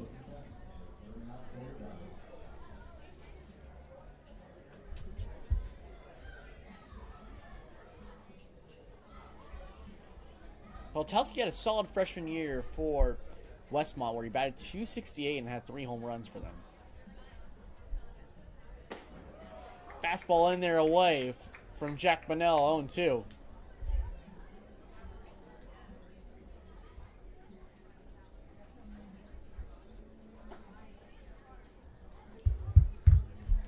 He can get the strikeout, 19 strikeouts in 15 innings at USD, but he's really pitching the contact here today, and it's been a success for him. Just misses that fastball. 1 ball, 2 strikes.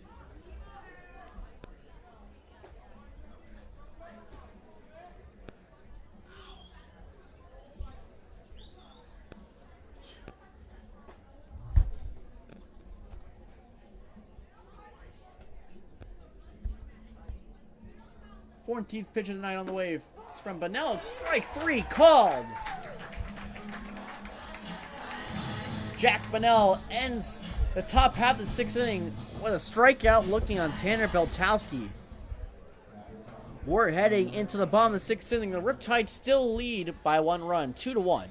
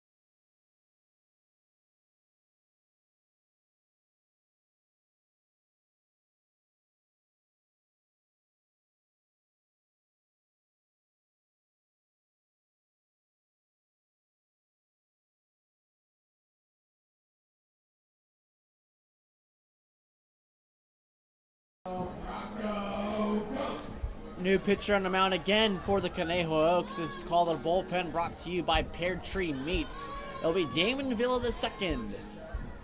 He's currently in the transfer portal, but was at Moore Park College 2 years ago. He'll start off his night facing Rocco Gump.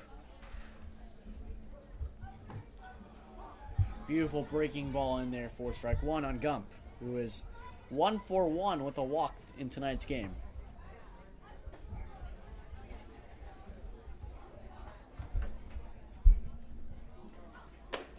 0-1 fastball just misses away, 1-1. Villa was at Oxnard College during the 2021-2022 season and pitched for Moore Park 2022-2023, but has no stats available for him last season. Third ball was spiked in the dirt. 2 balls and 1 strike. His time at Oxnard and Moore Park, he pitched 44 innings and 41 innings. He's Get a healthy dose of work under his belt. Again, Conejo's defense shading the pull on Rocco Gump. As he flares this one to the middle of the field. The shortstop Chef makes the catch running backwards for round number 1. Now batting number 26, Max Senesac. Max Senesac helped the team in the last at-bat, dropping on a sac bunt. He'll be looking out to help himself here.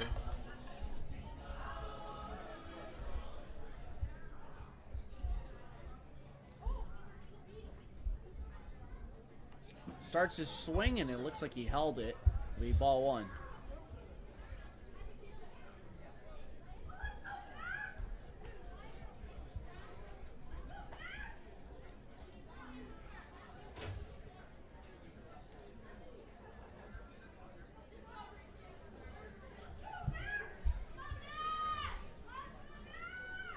Senesac, one of the few players that played his high school ball at Cypress.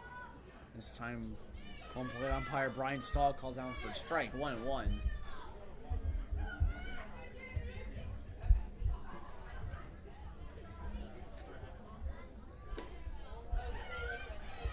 Another ball, 2-1. His catching partner on the year, and Bren Wilkinson, who's teammates with him at Cypress High School, as well as the starting right fielder Matthew Thomas.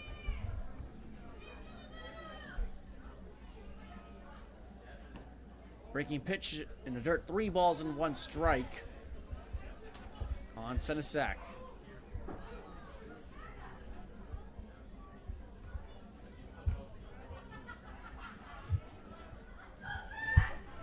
Senesac and Thomas graduated the same year back in 2023.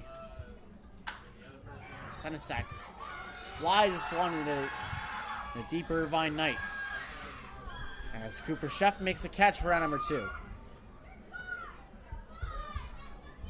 batting number 10, Jackson Cameron.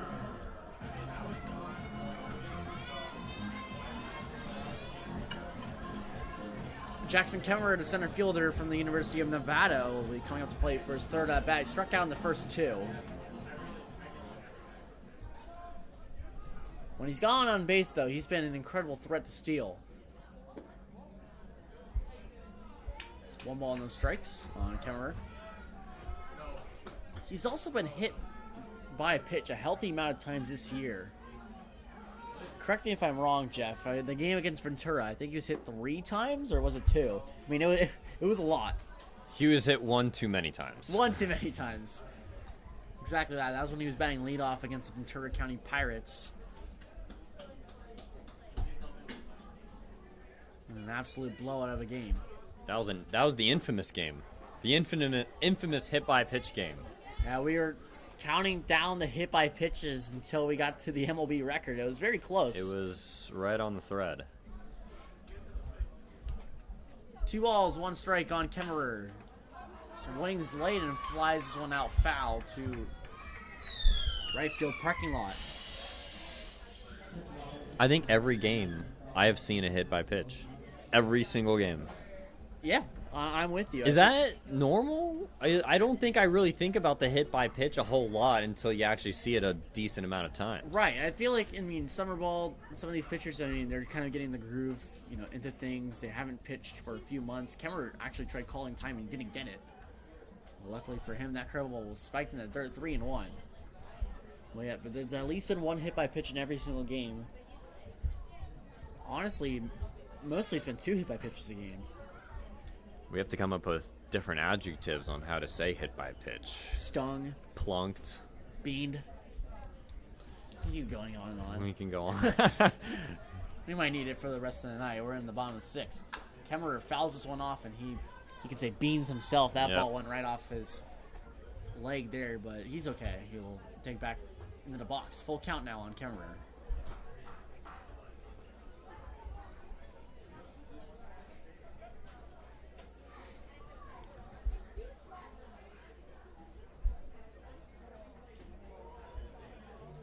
Another 3-2 pitch.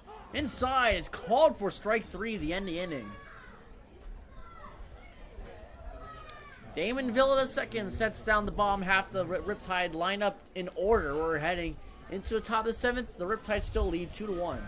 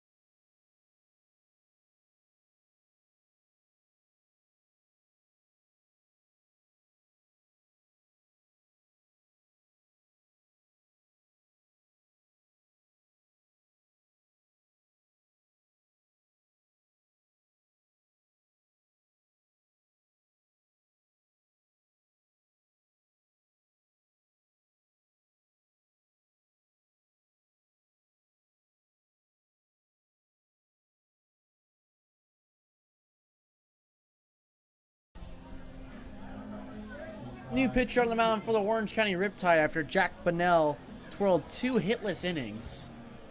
It'll be the right-hander Jared Glenn is called to the bullpen, brought to you by Wild Rivers. And when he was at Arizona State a little while ago, he really rocked with a 4-pitch mix, favored that slider upon his fastball, sitting in the high 8s.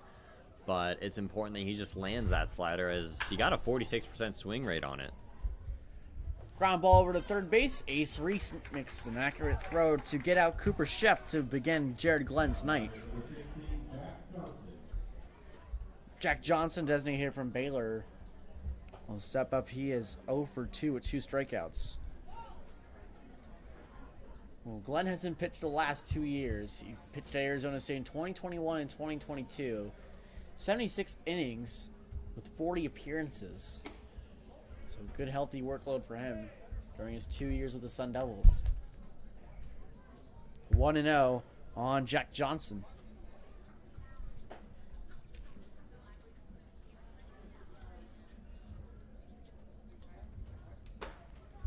Right-handed hitter from Baylor cuts through that pitch from Glenn, 1-1.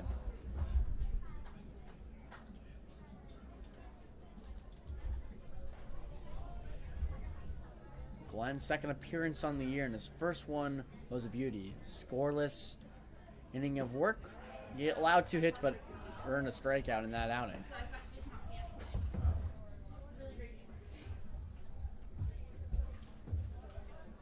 June 15th against the Sun Rays was his last appearance. 2 balls and 1 strike on Jack Johnson.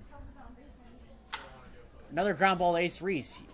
Fields this one cleanly. The throw over. Allen pulls him off the bag, but he applies a tag on Johnson for round number 2.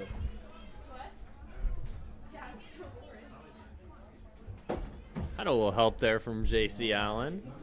Yeah, J.C. Allen's been very impressive on defense over there at first base since coming onto this Riptide team, which doesn't really have a natural first baseman. They've plugged a few guys over there, including Ace Reese and Nathan Cadena. J.C. Allen's a natural over there at first base. Jared Glenn starts off the catcher Max Audi with the ball upstairs, 1-0. Audi 0-2 on today's game, also with 2 strikeouts. Wide in the air. Jackson Kemmerer loses his hat as he plants under this one and makes the grab for round number 3. Jared Glenn goes 1-2-3. 6, 7, 8 hitters of the Conejo Oaks. We're heading into the bottom of the 7th inning. It's stretch time here at the Great Park as the Riptide lead 2-1.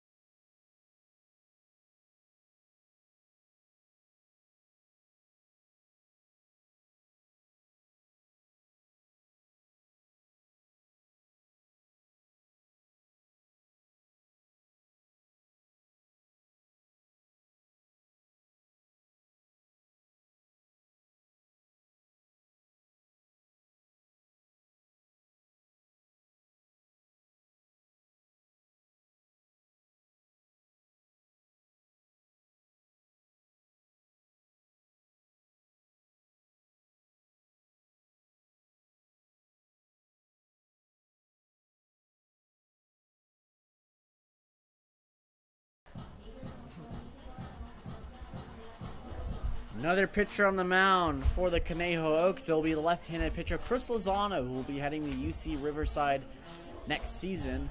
It's called to the bullpen, brought to you by the Chick-fil-A at the Woodbury Town Center.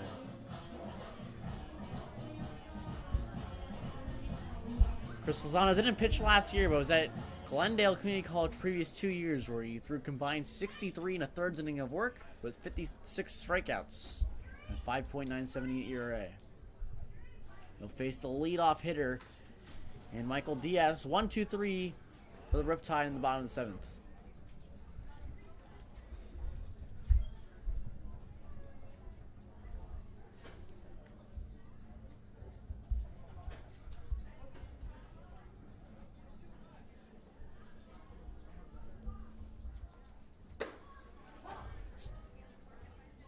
Big fastball in there from Lozano, 0-2.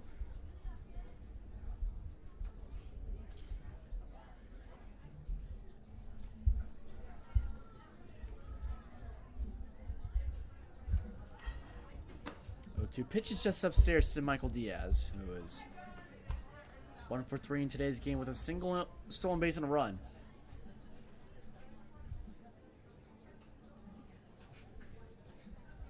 Lozano's first outing of the year for the Conejo Oaks as well. Swing and a miss by Michael Diaz. He's set down for the second time today on strikes.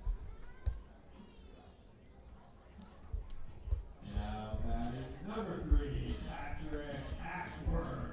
Patrick Hackworth, the left-handed hitter shortstop, will step up to the plate. And I wonder if Conejo had this in line with OC Riptide hitters, the top of the lineup being 1, 2, 3. Oh, without a doubt. I mean, it's a simple move to the bullpen there for the Oaks, where 3 straight guys left-handed. It's a high-risk, high-reward when you put those type of guys up in the top of the lineup. But when you got a starter that's a right-handed pitcher, it seems to check out.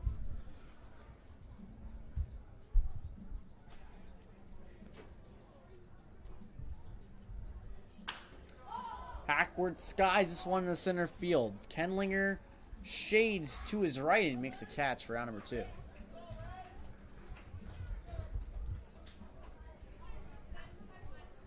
Now batting number 1, Ace Reese.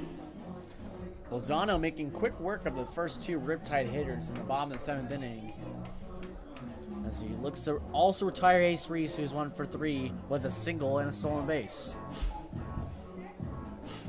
With that base hit back in the 3rd inning, Ace Reese now has a 6-game hit streak, longest on the Riptide this season, to begin their campaign as Reese swings and misses on an off-speed pitch there, 0-1.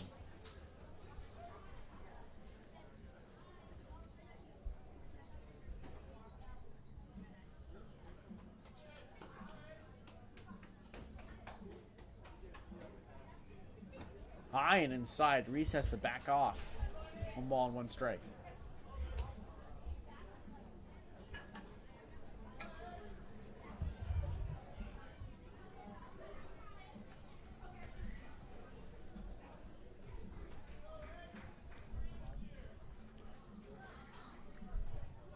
Reese will be a coveted player for whoever lands him from the transfer portal. As part of the all Big 12 freshman team this past season as a freshman at Houston. Hits this one the opposite way, and it'll drop in for a base hit. Ace Reese make that 2-4 for him tonight.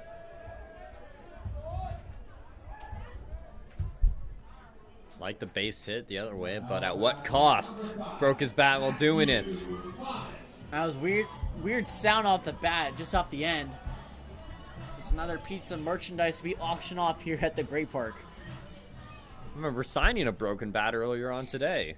There's been a few. I think there's been about 2 or 3 broken bats so far during these couple games here at the Great Park. Riptide have a heavily favored home schedule this season. Well, that one goes by to catcherality, and that's going to be a pass ball. Ace Reese moves up to second base. You know, as a pitcher, I don't know how I feel about that. I broke your bat, but also I gave up a weak base hit the other way. You know, I would like to feel good about that at bat because I made you get weak contact, and I also broke your bat. Got some firewood under the belt. But it did drop in for a base hit, so It's going to happen. That's baseball. yeah. I mean, if you can retire the right fielder Matthew Thomas, sure, won't really have any effect on his mind whatsoever, but he hasn't been retired at all today. He's 1 for 1 with a triple back in the 2nd inning. He's walked twice. Big cut by Matthew Thomas. Counts now at 1-1. Riptide have 2 runs on 7 hits tonight on 1 error, and Oaks have 1 run on 2 hits. As what's been a stellar night for Orange County Riptide pitching today. Yeah, they held their own. It was a fantastic start from Sterner. He went 3 strong and had a little pitch through traffic in that last inning, but ever since the bullpen has been fantastic. Another big cut there from Thomas. Counts now at 3-2, full count. Ace Reese over there at second base with 2 outs. Infield again playing Matthew Thomas to pull. Had the shift on. Outfield's playing Thomas normal. This one is jammed in on his hands. Second baseman Sorrento's coming over, and this one's going to drop. That's going to be another base hit for Matthew Thomas, and this time it's going to be an RBI for him. 3-1 Riptide lead. I mean, Brooks was crashing in hard, and it was either Sorrento over at second or Brooks, and that was almost a disastrous play for the Oaks where a collision could have happened. But it looked like, I feel like it could have been Sorrento's ball all through and through. He was just backing up, but obviously the outfielder has priority in that situation, so you kind of have to listen to your right fielder in that situation, but it didn't work out. Yeah, another good effort there from Jack Brooks, who's been putting 100% effort to every single play that he's had tonight. We just couldn't make that sliding catch as Luke Johnson's now up for the Riptide. I mean, that's also the dangers of maybe playing to pull there on Thomas. I mean, if Sorrento was playing Thomas straight up, I think that would have been an out. You can make the argument for that. Yeah, Sorrento is almost like a little fade route over the shoulder where it was a 50-50 ball to bring in, and out of right field, literally, Brooks comes in and tried to save the day. That's a base hit for Johnson down the left field line. That's going to be extra bases for him. Thomas, will he get the green light? He will. He's rounding third. The throw will not be in time. That's an RBI double for Johnson. He'll advance to third base on the throw to home. 4-1, Riptide lead.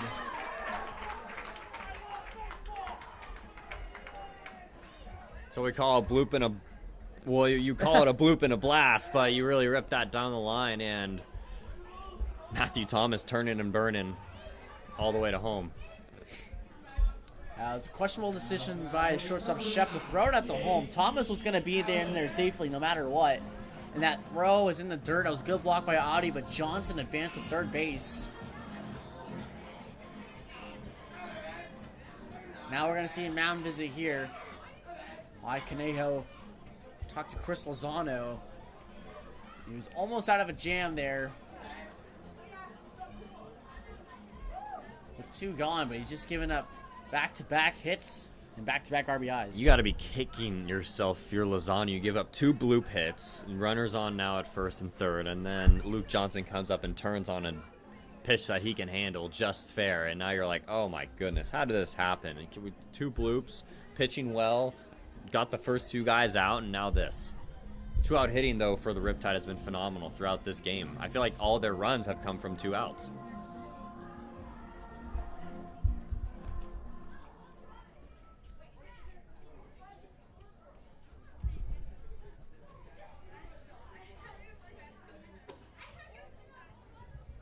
J.C. Allen, the first baseman, takes the ball away.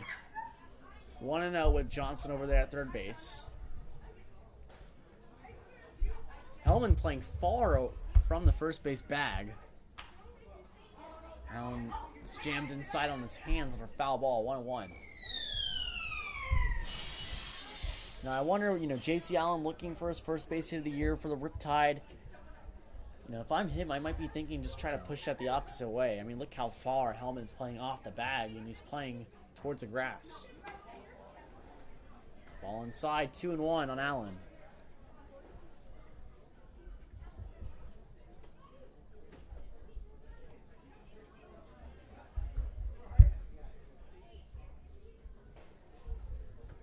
Two-1 on the way. Allen is again jammed inside. 2 balls and 2 strikes. It's Allen's 6th game of the year. He's played in more than half of the Riptide's games so far this season after having a fantastic season just down the road at Saddleback College, where he put up 13 home runs ago with a .309 average. This one's way outside. Count runs full again. Allen's in a good count. 3 balls, 2 strikes. After 2 fantastic seasons at Saddleback, can we go play it for UCSD next year? 3-2 pitch. Allen fouls this one off again to the right side. Allen's fouled that ball off 3 times, all to the right side. Defense staying put on the shift. If you were the manager here, Jeff, would you maybe shift your guys over to the right side a little bit, or no? No, I like the way they're positioned. If anything, I would like to have them straight up, with Sorrento being over towards his left. That's a walk for J.C. Allen. And he's on for the first time tonight. Oh! And Johnson steals home when no one was looking, and J.C. Allen advances to second base. I mean, that's heads up right there. That's just catching the Oaks licking their own wounds, and a great execution. What a heads-up play by Luke Johnson. I mean, he's not in an Ivy League school for nothing. He's got high baseball IQ, and he showed it off there.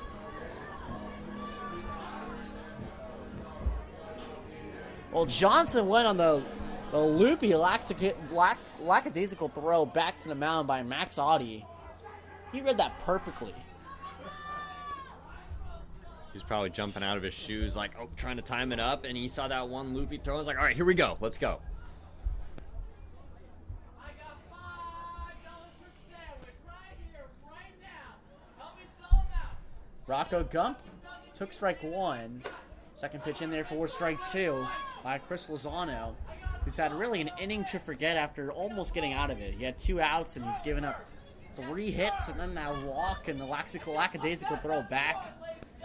It's now 5-1 Riptide. Gump swings and misses at an off-speed pitch. Foul tip into the glove of Audi.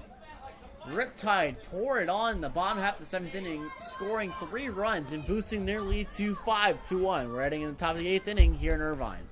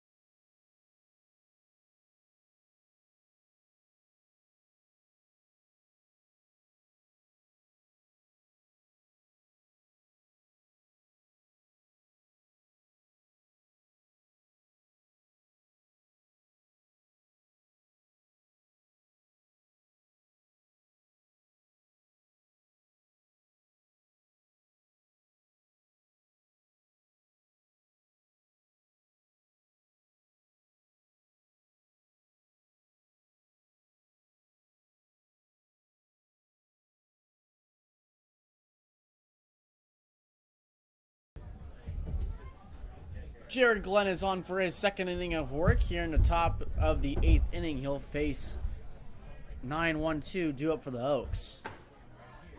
Kai Serrano, the second baseman, takes a fastball inside for strike 1. Serrano singled back in the 3rd inning, but popped up to the catcher's center sack in the 5th. Good cut at the fastball there, but fouled it off. 0-2.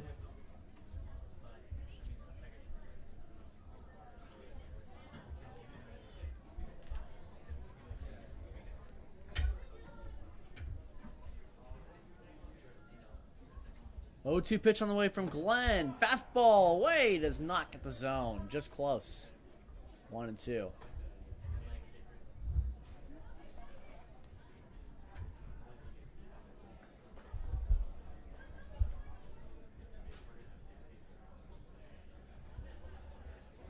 Serrano batted .331 during his freshman year at Cal Lutheran, and it looks like could be another base hit here. Hits Glenn. And the throw from Johnson is almost errant. Good job by J.C. Allen leaping to make sure that throw doesn't get to the fence. It's base hit there for Kai Serrano, the 3rd hit for the Oaks in tonight's game.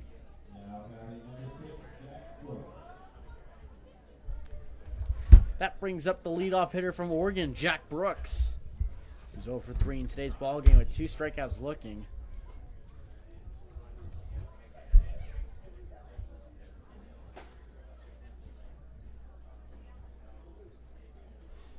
He went 5 for 17 during his freshman campaign at Oregon. In 29 games, only started 3 of them.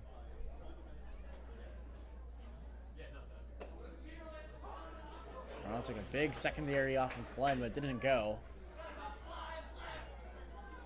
Ball, 1 strike.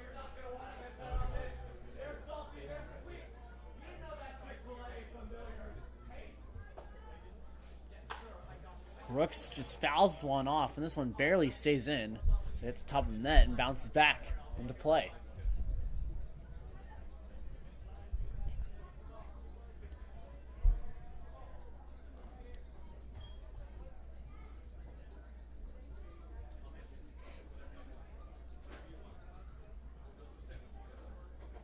0-2 pitch on the way from Glenn is upstairs. Ball 1.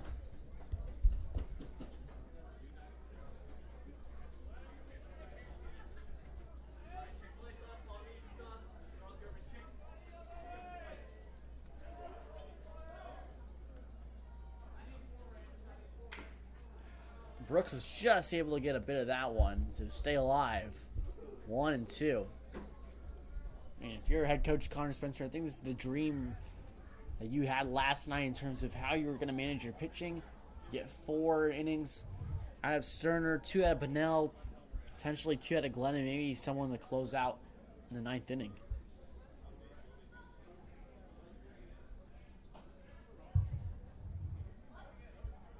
Another 1-2 pitch on the way from Glenn. Outside, gets called for strike 3. Third strikeout for Brooks on the night. And first strikeout of the game for Jared Glenn. Now batting number 20, Tommy Kendlinger. Tommy Kendlinger, the center fielder, will be playing at Biola next year. Great D2 team.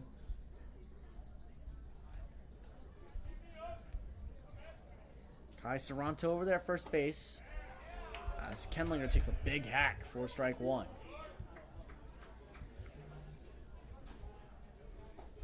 We mentioned all night how impressive he is on defense, but his offense, don't sleep on that one either. Combined 293 average in his 2 years at Allen Hancock with 4 home runs. Takes a big hack again and another fastball. Count goes 0-2.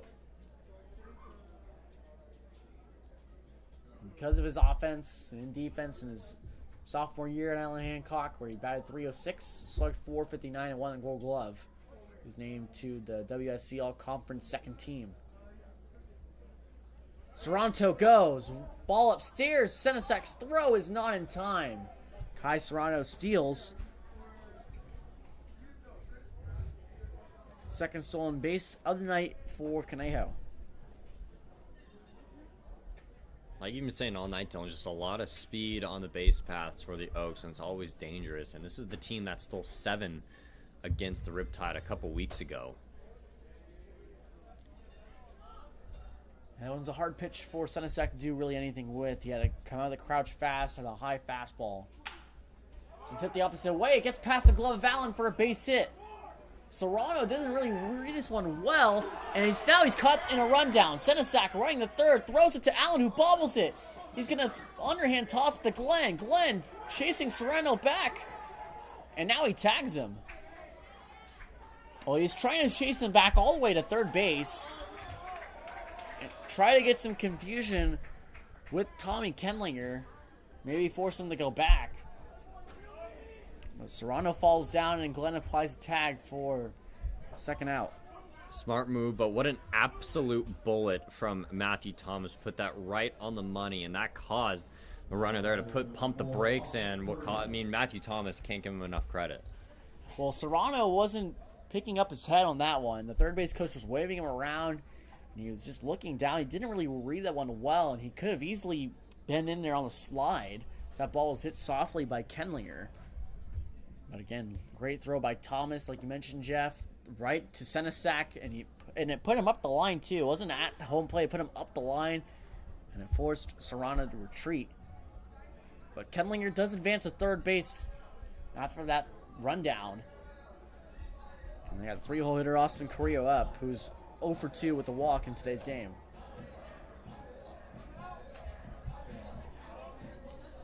It's usually always the right fielder. You put him at right field because he's got the strongest arm out of anybody, and Matthew Thomas just absolutely displayed it right there.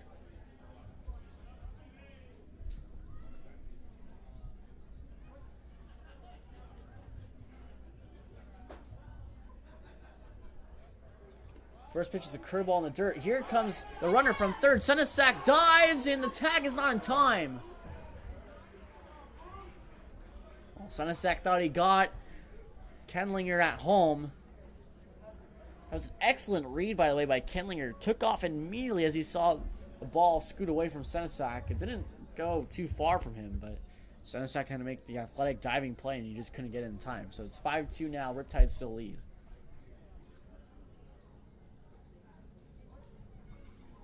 Sanisak just in the middle of pretty much everything right now. 1-0 pitch on the way to Carrillo's in there for strike one.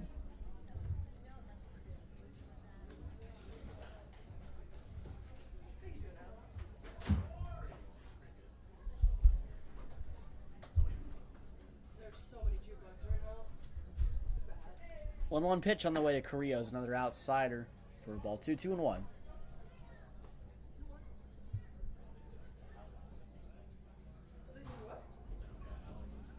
And Jeff, you're mentioning Conejo speed. Carrillo during the regular season for Biola, he sold 21 bags. Pitch just misses inside. Crowd here at Irvine groaning a little bit. Counts now at 3-1 on Jared Glenn.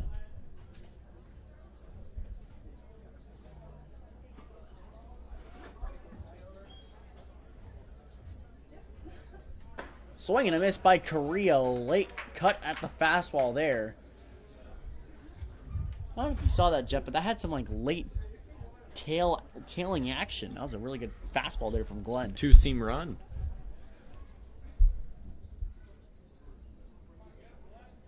Full count pitch with 2 gone. On the way to Carrillo. He fouls this one off. To stay alive. 3-2.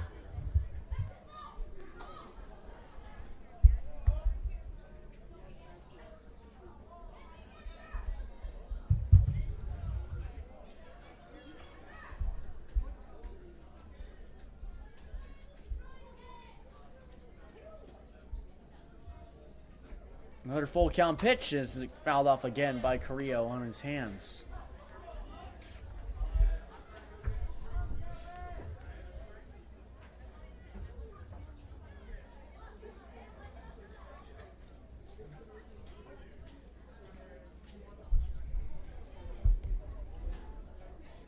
Glenn looks in, trying to defeat Carrillo in this at-bat, and he doesn't. Curveball in the dirt, and Carrillo gets a walk. His second of the game. He's such a tough out to get that third out, and it's just like I've said repeatedly over and over with him. It's just he knows the zone well, and if you give him anything close, he's gonna keep fouling off, finding a way to stay alive in this bat. And then you see one, human nature occurs, spits on one, 2-out walk. Well, that's gonna end the night for Jared Glenn. Really good outing from him. 1 2/3 innings of work, 2 hits, 1 run, 1 walk, and a strikeout. We're going to see Sammy Petroselli on the mound for the Riptide in just a few moments. We'll be right back here in Irvine. Riptide lead 5-2 in the top of the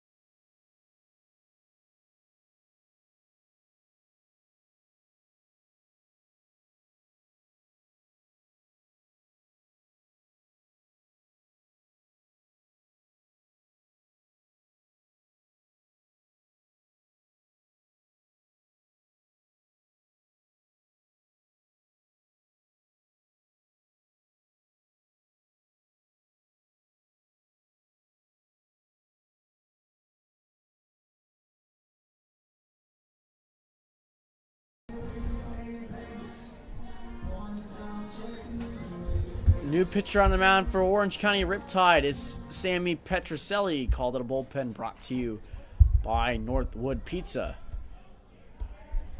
This is an atmosphere that Petrocelli can really strive in. Late innings, late situation, runner on a second. He can be a guy that can get you out of a jam real fast.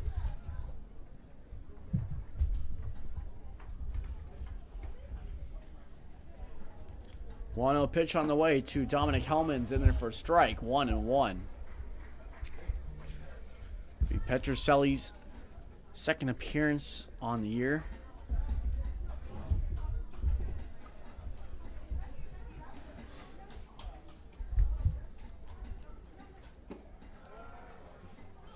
Curveball in the dirt. 2 balls, 1 strike.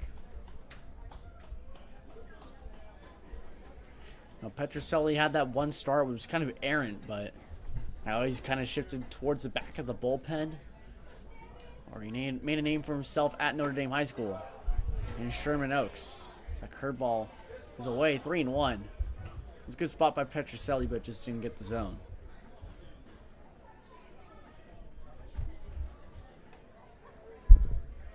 Three saves and 13 appearances for Notre Dame last season as Hellman takes a big cut at the fastball and fouls it off.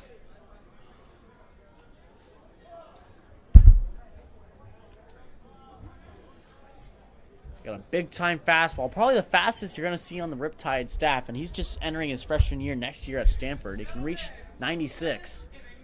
Swing and a miss by Hellman. Beautiful curveball. Runner on first base. It's not a drop third strike. Saw the end of the inning for Sammy Petrocelli.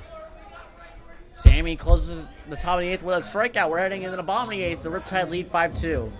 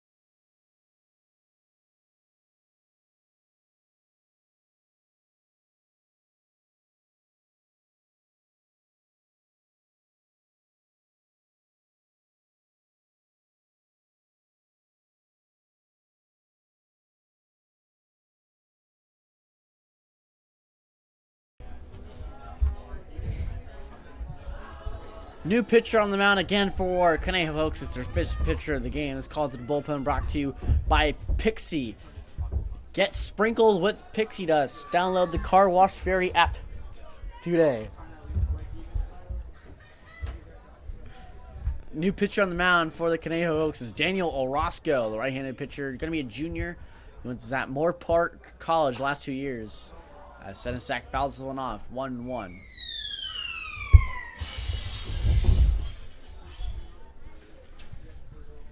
Only pitched 14 innings in his freshman year, but pitched 59 1/3 in his sophomore year. Combined 6.63 ERA during his time at Moore Park College.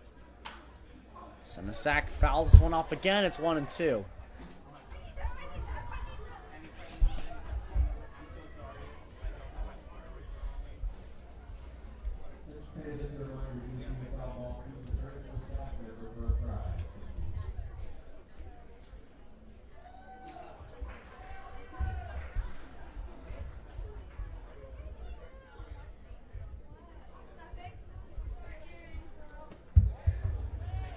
All away. Nice layoff by Senesac on the curveball.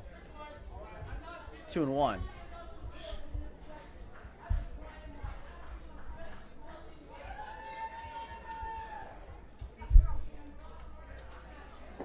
Another curveball in the dirt there. 3-2 on Max Senesac.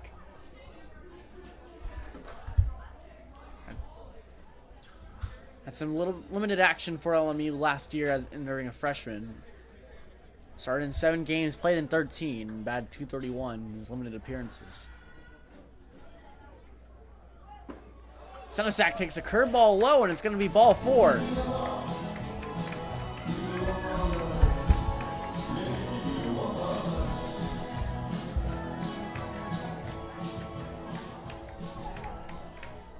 Senesac on and no outs. Jackson Kemmerer, the 9-hole hitter. I mean, we saw Senesac drop down a bunt earlier in this game, and I wouldn't be surprised if Connor Spencer asked Kemmerer to drop a bunt down with a 3-run lead. Boltowski's playing like he's not going to, and I agree with that. I think you should let him swing away. I mean, he's had a tough day at the office so far, 0 for 3 strikeouts, and this is where you kind of you can't let yourself get too eager. You know, you're so anxious to hit the ball, you just kind of have to relax and sit back and find a pitch that you can drive. Kemmerer shows bunt, pulls back, and it's called for a strike.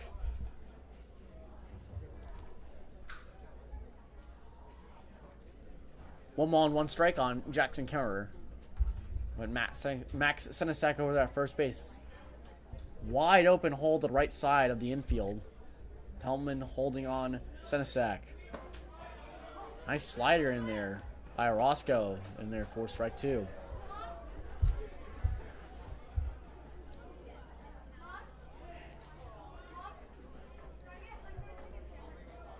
Outfield playing normally again like the Oaks. Infield playing the pull, and Jackson Kemmerer strikes out.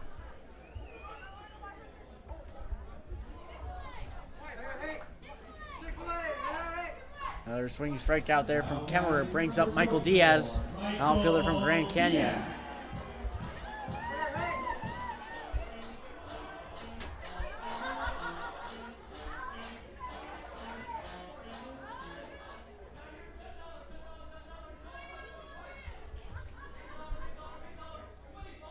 First pitch on the way to Diaz. His off-speed pitch down for ball 1. He spent time at Santa Clara during his freshman campaign and went to South Mountain Community College before heading to Grand Canyon, as he'll be entering his redshirt senior campaign next year. Swing and a miss from Diaz. Good cut there, 1-1. He was a standout two-sport athlete during his time at Brophy High School in Phoenix, Arizona, where he's a 3-time All-Premier Conference selection.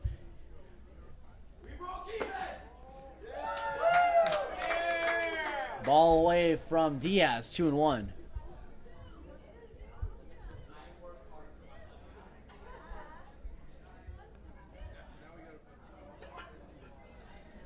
One of only a handful of students at Brophy College Prep to letter in 2 sports 3 times as he's crushes one to center field. Kenlinger racing back to the track, and it bounces on the warning track against the wall. It's going to be at least a double, maybe more. Diaz is going to try to extend it. The run's going to come home and score, and Michael Diaz is in there with a triple.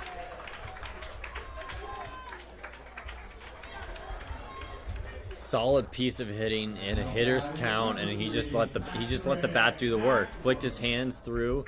He's got such untapped power as well. Just so much natural strength, and might as well add to that speed. I'll just busted his butt over down the third. Patrick Hackworth, the shortstop from UCSD, taking first fit that bad night. He's 1 for 3, single and a hit by pitch. Good cut there on his first pitch, swings and misses. I mean, Jeff, we were talking about 400 feet to dead center, and he almost did it. It bounced on the warning track up against the wall. One hop that thing. It was a short one hop too, which is whoa. That's something. That's scary. In between the Wild Rivers and the Pixie signs out there in center field, more towards left center. Hackworth's down 0-2. And fielders are in for Conejo. With only one gone and Diaz on third. Riptide leads 6-2 as Hackworth is hit for the second time today. That made a loud thud, and that looked like that went off the cleat of Hackworth. Ball magnet there, Dylan. Now runners around the corners with one gone for Ace Reese. And we've seen this before when the Riptide had runners on the corners. It was 2 outs instead of 1 out, but runner on first base took off. He stole second base, and the runner at third base came home to score.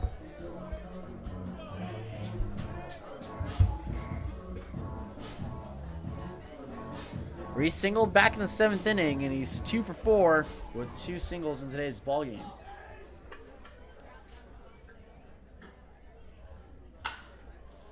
This one's skied into center field. Racing over it is Kenlinger. He makes the catch flat-footed. Diaz coming home, and he'll be in there standing. It's going to be an RBI sac fly from Ace Reese. I like how aggressive he's been throughout this game. I don't think I've ever seen him get deep into a count, which I do truly applaud. I mean, sometimes we've been saying it all night, the best pitch is going to be the first pitch you see, and he's attacking early and often, and I really love that from the third baseman. Well, here comes Matthew Thomas, who's been excellent tonight. 2 for 2, a triple, and a single with 2 walks. He's also got 2 runs and an RBI to his name as he takes the strike in there from Daniel Orozco. Riptide leads 7-2 now. Few chance for Chewy here in their Orange County Gray Park. It's Matthew's nickname. It's called that a lot. As he nice eye there, 1-1. He got his nickname Chewy because his brother couldn't say his full name Matthew when they were younger, so they used to call him Machu, and then it progressed to Chewy, and it's stuck ever since for Matthew Thomas. Curveball away is 2-1 now. Hackworth over there at first base. He's been thrown out twice. I'm assuming he's not going to try it for a second time. Or third time, excuse me. Yeah, third time will not be the charm. Oh, he's going to go, actually. Right on cue. The throw down from Audie, and this time... I guess it is. This time, Hackworth gets a stolen base. And the Riptide dugout is fired up.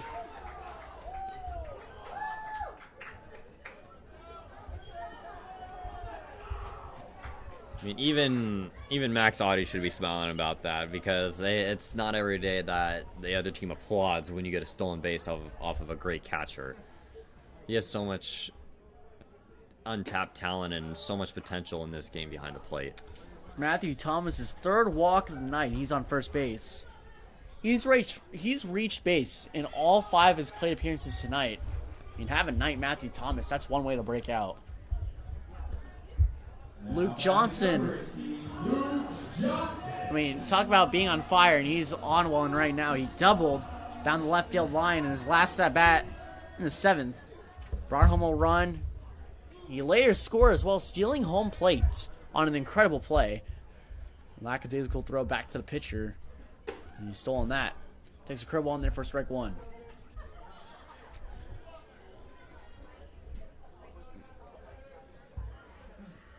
Then he had an incredible performance last night on the road where he had 3 hits with 2 of them being home runs in a 5 RBI performance. Strike 1 taken by Johnson. He now has 12 RBIs on the year. Coming into this game, he was tied for second in RBIs in CCL play with 10, and he surely boosts himself up there now with 12, earning solely second. First place has 15 RBIs. 1-2 now on Luke Johnson. Played second and third this year for the Riptide, but playing second tonight.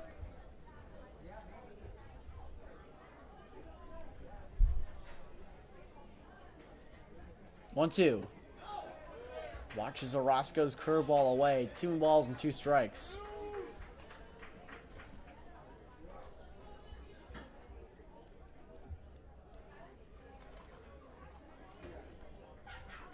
Thomas over there at first base with Hackworth at second.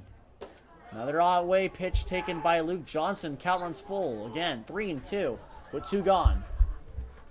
Riptide's hit total of now progressed to 12 on 7 runs and 1 error. Huge lead by Thomas. And both runners go, and Johnson fouls this one off.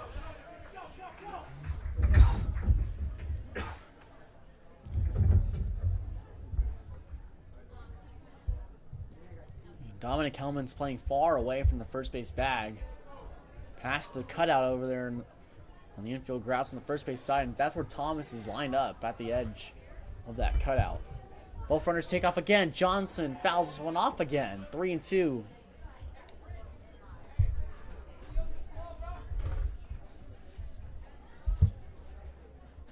Johnson cleaning his Oakley spec glasses as he digs in for another pitch. This will be the 8th pitch to the at-bat from Orozco. Johnson hits this one to the right side. Second baseman Soranto cannot field this one cleanly, and a run comes in the score. 8-2 Riptide.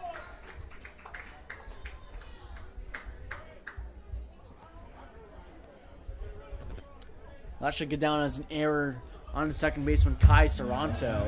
Number 9, J.C. Allen. And now J.C. Allen, the first baseman committed to UC San Diego for next year, will dig in. Yeah. For that, we'll get a mound visit. No action in the Conejo Oaks bullpen with 2 gone. They're just looking to get out of this down by 6. These are the type of situations where you really just got to dig deep as a pitcher late into the game. It's so crucial. Late inning runs are a recipe for disaster in any type of situation, and you really need to keep this close. And before those 3 runs came home, it was going to be a close game. The Oaks were playing infield in on first and third a little while ago, but it's just the Riptide got away with a couple things, an error, a walk, a hit by pitch. Good base running from the Riptide have been a crucial part in this game. Allen takes a fastball away for strike 1. Coming into this bottom of the 8th inning, the Riptide only led by 3. They led 5-2. Thanks to another 3-run inning here in the 8th. That leads extended to 8-2. Allen fouls that one off barely. Count runs 0-2. And this bottom of the 8th inning, there's been 2 walks, a hit by pitch, a triple, and then runner got onto an error. Allen, good eye there. Watch the curveball by him. 1 ball, 2 strikes.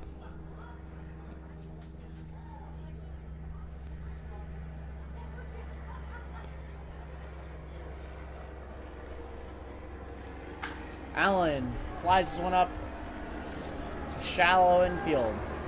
Soranto makes a catch for round number 3. Another big run inning from the Riptide. They scored 3 in the bottom of the 8th inning. We're heading into the top of the 9th inning. The Riptide lead 8-2.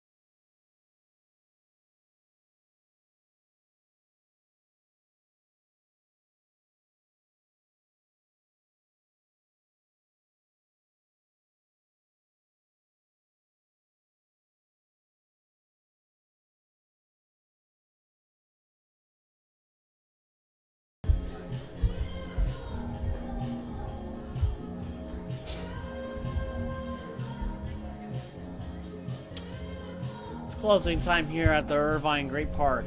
Sammy Petroselli entered the game with 2 outs in the top of the 8th inning, and he'll look to close things out for the Riptide. He came in, the Riptide having a 3-run lead as he pours in a strike on Tanner Beltowski. He'll still be in line for the save since he entered the Riptide having a 3-run lead, but the score is now 8-2. As Beltowski fouls off a pitch there, 0-2.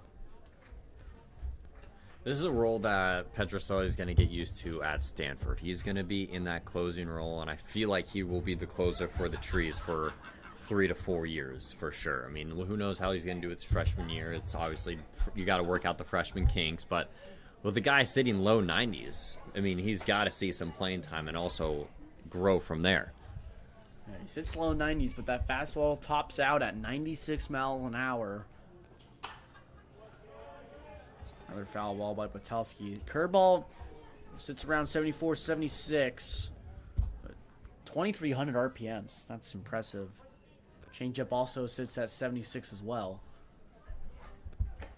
Ooh, off-speed almost gets Beltowski.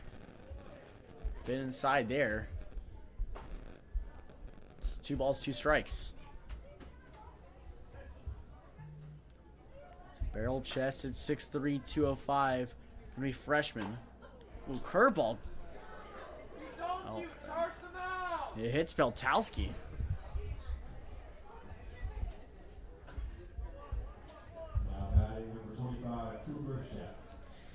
Yeah, that's been what we've seen from Petroselli so far this year. He racks up the strikeouts, but his command can be a little errant at times. But that's, you'll take that as an incoming freshman pitcher. You're going to have to work out the kinks before you hit campus in the fall. Cooper Sheft is looking to grab his second base hit tonight. He had an RBI single back in the 4th inning. Petroselli pumps in a fastball there. 1 ball, 1 strike. Sammy's nickname, he goes by Petro, and he's an Italian, full-on Italian. He likes all things Italian. I can side with him. I'm not fully Italian, but I'm about pretty close. You're on the fringe. And my grandmother's from there. As Petroselli gets another strike, 1-2. My grandmother's from Calabria, so I love all things Italian too, just like Sammy. I hope that he's watching the Euros this summer with Italy trying to defend their Euro championship back from 2020.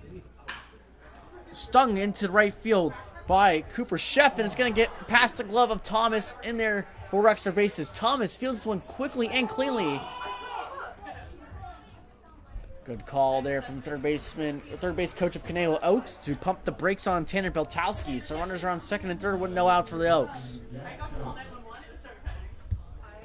Another good display of opposite field power from Cooper Sheff. I know he's kind of had a quiet day with just a strikeout and a base hit, but that's an extra base hit that he really needed. And obviously you don't want to get a rally going for the Conejo Oaks, and we'll see Petroselli for the first time pitch with a little bit of traffic. Yeah, that's Sheff's second base hit of the night.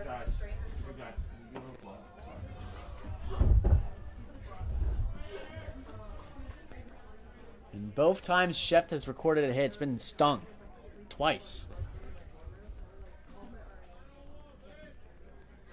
1-0 pitch on Jack Johnson, swings right through a fastball, 1-1. I mean, if I was Petroselli here, I think I would just keep pumping that fastball. I feel like Johnson's had a little bit of a tough time tonight, especially with Sterner's fastball. Petroselli tries a curveball there, and it's too far away. 2-1. Johnson will be entering his redshirt junior year at Baylor next year. Flies this one out to right field. Thomas has to retreat a couple steps. Makes a catch on the run. Here's the throw, and it'll head to the cutoff man at second base in Patrick Hackworth. So a run will come home on the sacrifice fly. That's the first out of the inning. Now batting number 8, Max Holiday. Max Ade, the catcher, looking for his first hit of the night. He's over 3 with 2 strikeouts.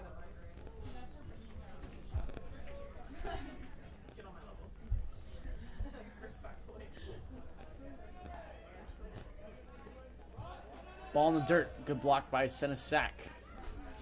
Keeps Chef over there at second base.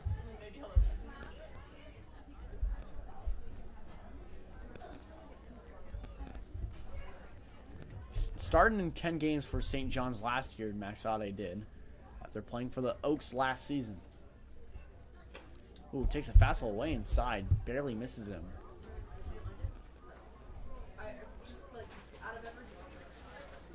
2 balls, no strikes. For St. John's, he spent 1 season at Los Angeles Valley College where he hit .323 for the Monarchs. It was an all-Western State Conference honorable mention. Ooh. Takes a half swing there at a curveball by Petrocelli. It's now 2-1. Now maybe Max Ade knows a little bit about Petrocelli. He also played varsity baseball for Notre Dame High School. He's 3 years off of Petrocelli though. Oh, or 2 years, excuse me. Another ugly swing there on the curveball. 2-2.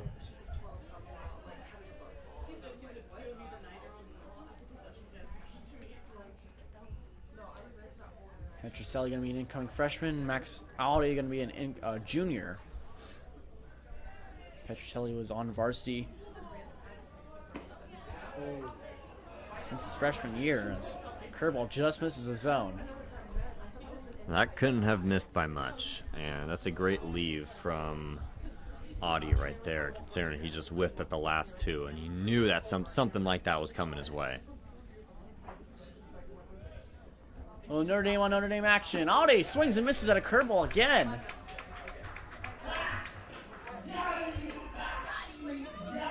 I mean, Max, I think both of them had a little bit of a smile on their faces after that at bat. I think Ade was looking to the fans there. I mean, seems like they have a pretty good relationship. Both former Notre Dame players play together on that varsity team. So Petrocelli gets strikeout 2 gone here in the 9th inning. Big hat taken by Kai Saranto. 0-1. Singled last inning in the 8th. He stole a bag and later came around to third base, but was out in the rundown between third and home.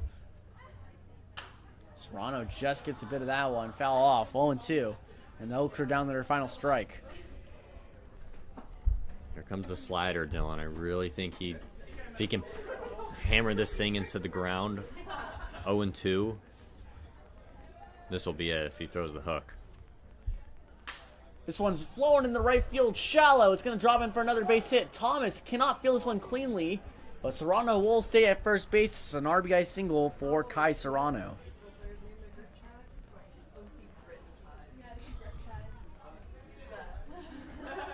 Now batting number 6, Jack Brooks.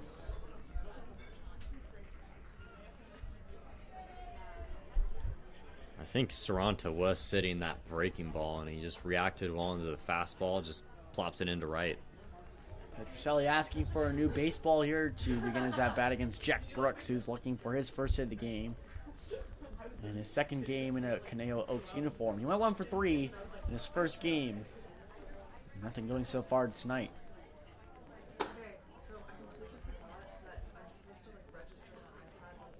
Changeup just misses away 1-0 on Jack Brooks. Struck out 3 times, and all of them have been looking.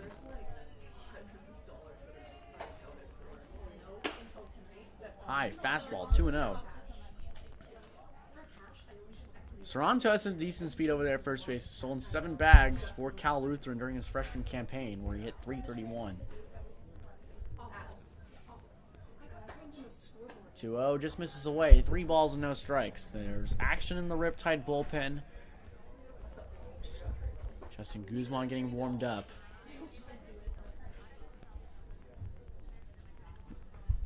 Looking for Petrocelli to finish his outing strong here. 3-0. In there for strike 1.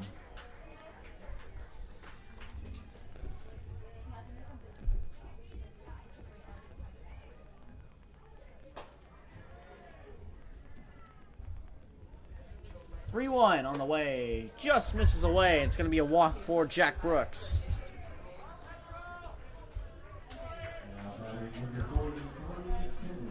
Brian Evans is going to go to the mound.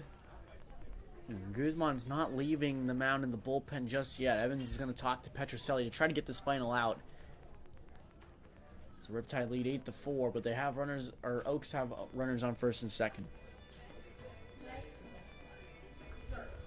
It's the feeling of having 2 outs and you're just 1 out away from finishing the game, and you have that in your mind, and you forget to start to focus on the batter, and you can just slip away. And this is why sometimes it can just be the hardest out, can be that out number 3.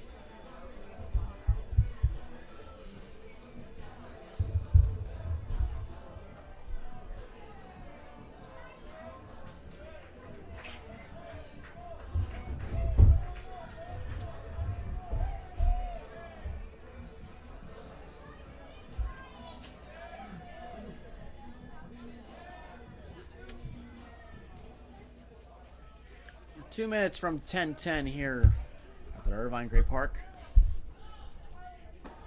Beautiful curveball dropped in there by Petroselli on Tommy Kendlinger.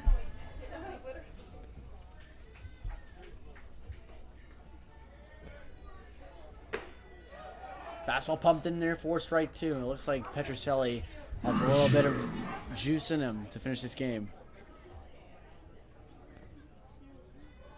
Go right back to that fastball. It didn't seem like Kendlinger was expecting it. I want to see the heater.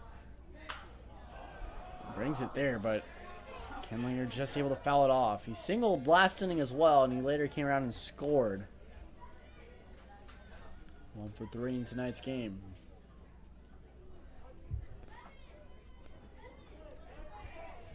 Petroselli looking to get that final strike. Curveball misses away 1-2. That has great sweeping action on it, and it can really devastate a right-handed hitter if it starts kind of at his back and then it kind of tails towards the middle of the plate. He just needed a better focal point on that. Aim a little more to the left. The fastball there pumped in, but Kendlinger just fouls it off. He's late on that one, 1-2.